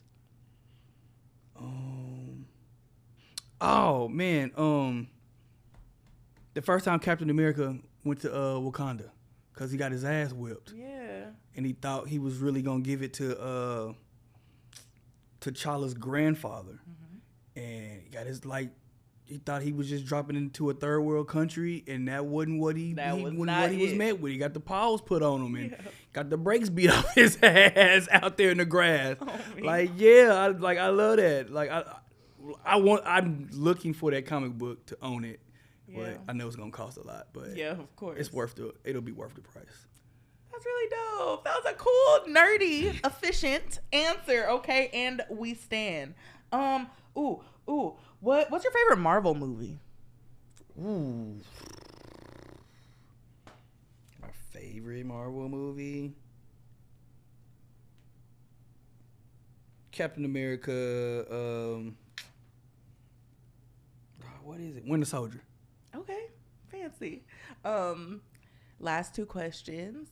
If and when, because you're like the guy, the most famous person that currently lives in the city. Stop it, in man. My opinion, right? No, listen, I've literally had niggas like in my ear who like are talking to me, see you from afar, mid sentence, are like, oh my gosh, that's the guy that works for ATS. Oh my god, I think his name is crazy. And I'm like, y'all niggas are fucking weird. Yo, that's crazy. That is weird. That's crazy. That is crazy, man. But I say that to say, if and when, right, there is a fresh festival that are headlined by 5 Austin artists, right? Who are those 5 Austin artists? 5 Austin artists that headline a fresh festival. Yeah. The Tita. Because that's my guy, and I'm biased as hell and don't really care if people know I'm biased. Yeah, I love that. J Soldier. Per. Alicia Lani.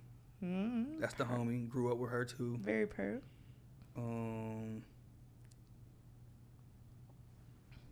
DZ Brown. Okay. And then my 5th act would be Chiquita. Okay. That's the homie too. Grew up with her too. Yeah, I love that. Okay. Feel that. I love that list. Was that the list that I personally thought that you would say? What did you think give I or would take say? A couple. Who did you think I would say? That's irrelevant. That's unnecessary, right? But for the most part, I will say that was like 60%. Okay. What was in my brain. Okay. So last question, Fresh, what advice would you give to 10-year-old self? Man, your 10-year-old self. You know, I think about this quite often. Really? Like what I would say to my younger self. Yeah. What advice would I give to my 10-year-old self? Learn early when to pick your battles early. As a kid, I wanted to argue and go at it with everybody, and every argument was not worth it. Yeah. But learn that quickly. Learn that you don't need to express every thought to everybody, and everybody isn't worth you speaking to. Yeah. And everybody isn't worth you going back and forth with. So learn that and you'll be all right. And never stop talking. Yeah. Because it's going to get you somewhere. Never stop talking. I love that. That's beautiful advice. Because now you literally get paid to talk. I get paid to talk. That's so cool. That's why I say I needed an apology, a formal apology from a lot of teachers. On me? Waiting on that. A lot of y'all wrote that on my report card and said that at back to school night, at parent-teacher conferences. I needed an apology, a sincere apology. Goddamn. Written, stamped, dated, all of it. So thank you. Very, very much. Thank you for having me. I actually was waiting on this. Nuh-uh. What? I'm a fan of the podcast, and I was like, don't make me cry, friend. No, I'm trying to be on there. But I ain't going to say nothing. I'm not going to reach out and say I want to be on the podcast. I'm going to just wait to see if she do something to where it makes sense for me to be on there. I like to talk.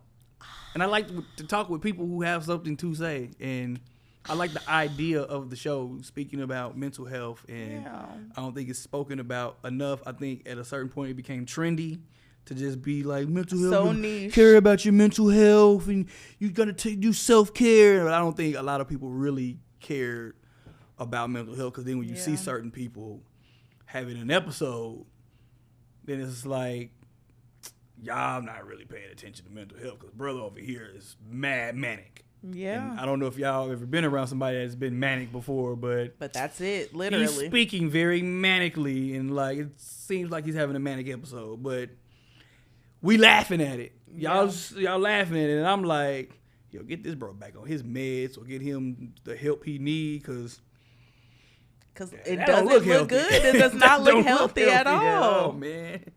But so I was just like, and I think people weaponize mental health when they did something wrong. I'm just struggling with my mental health, and I'm just like, ooh, bro, that's not what that's for. If you really got something wrong with you, then cool. But if that's just your excuse to get out of whatever, you saying something stupid, then that's not how it works. That's foul, because the people who are really dealing with it, they really struggle with that. So like, yeah, literally.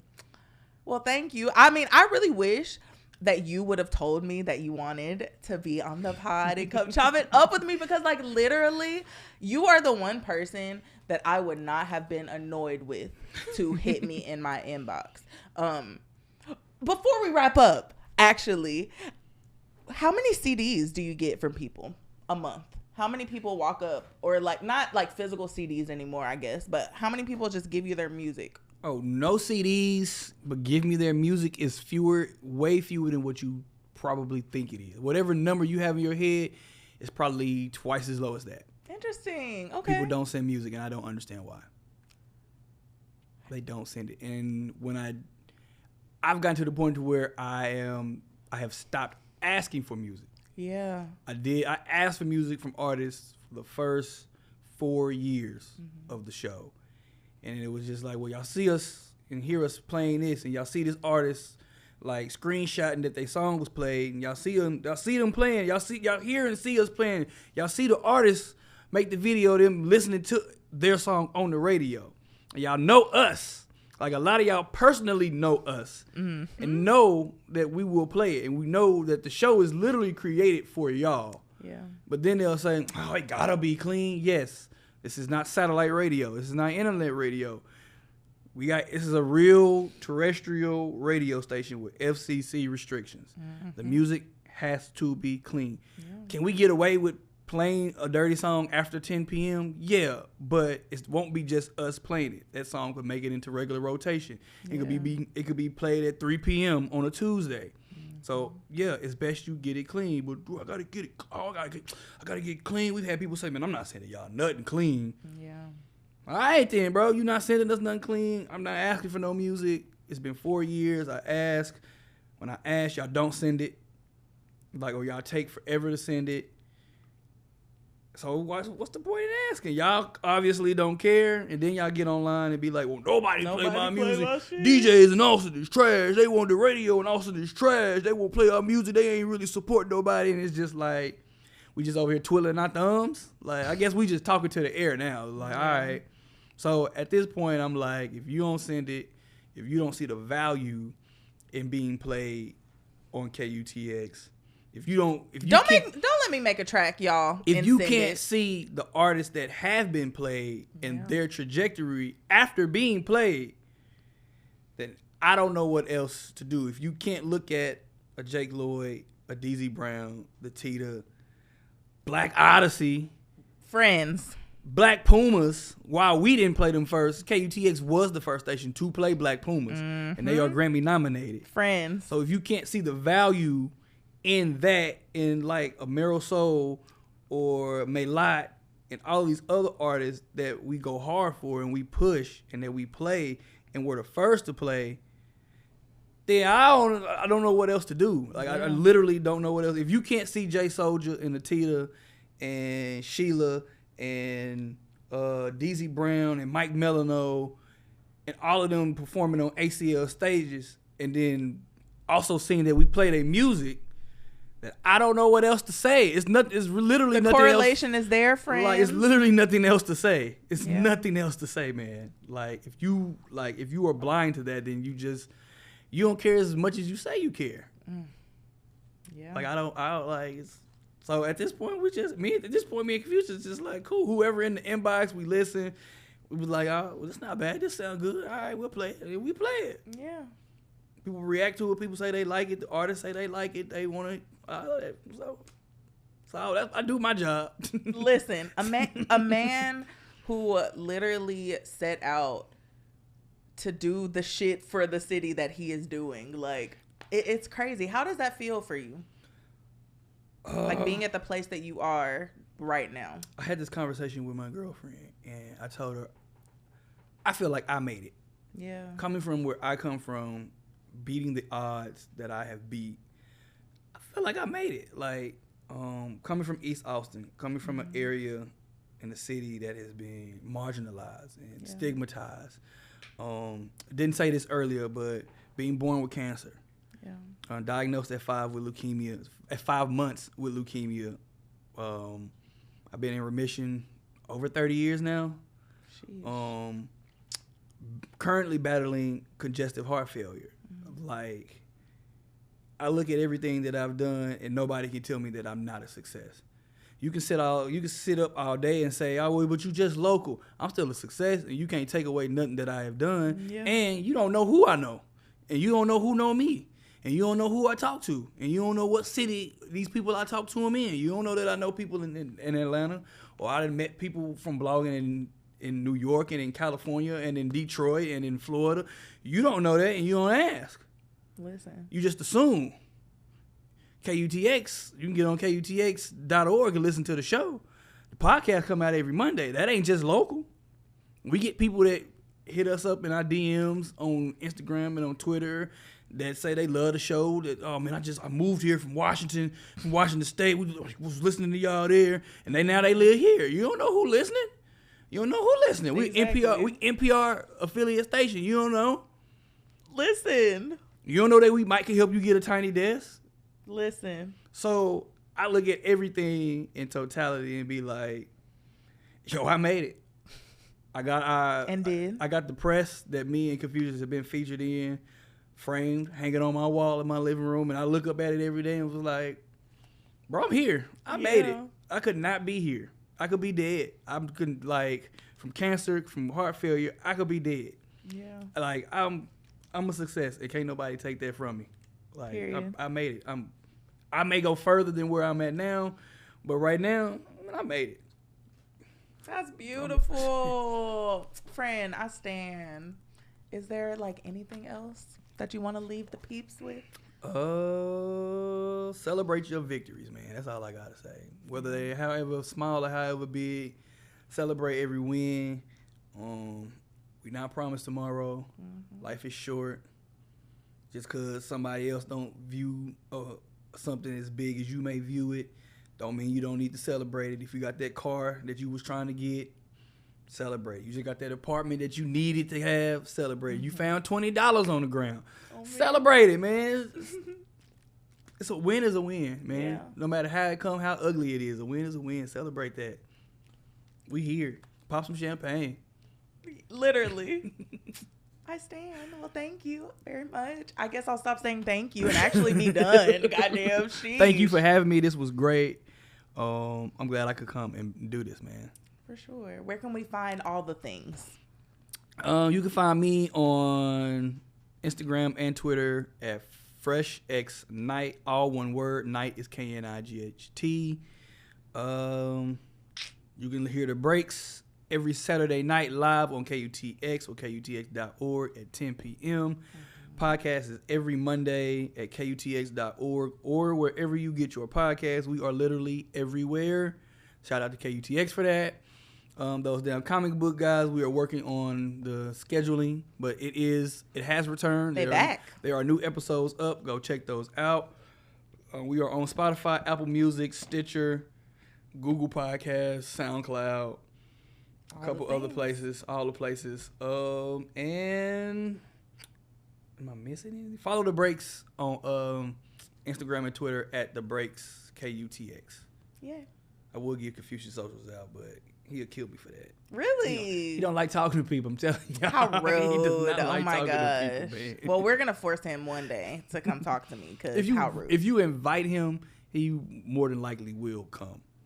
He tries to act as if he doesn't like the notoriety, but he likes it. He likes it. He likes to be invited somewhere to feel special. Like, he like it. I love that. He like it, man. He like it. And he got a story to tell. It's like, say less. Listen. Aw, I stand. Well, bye. I See guess ya. we leave Peace, it man. like God bless y'all, man. on me.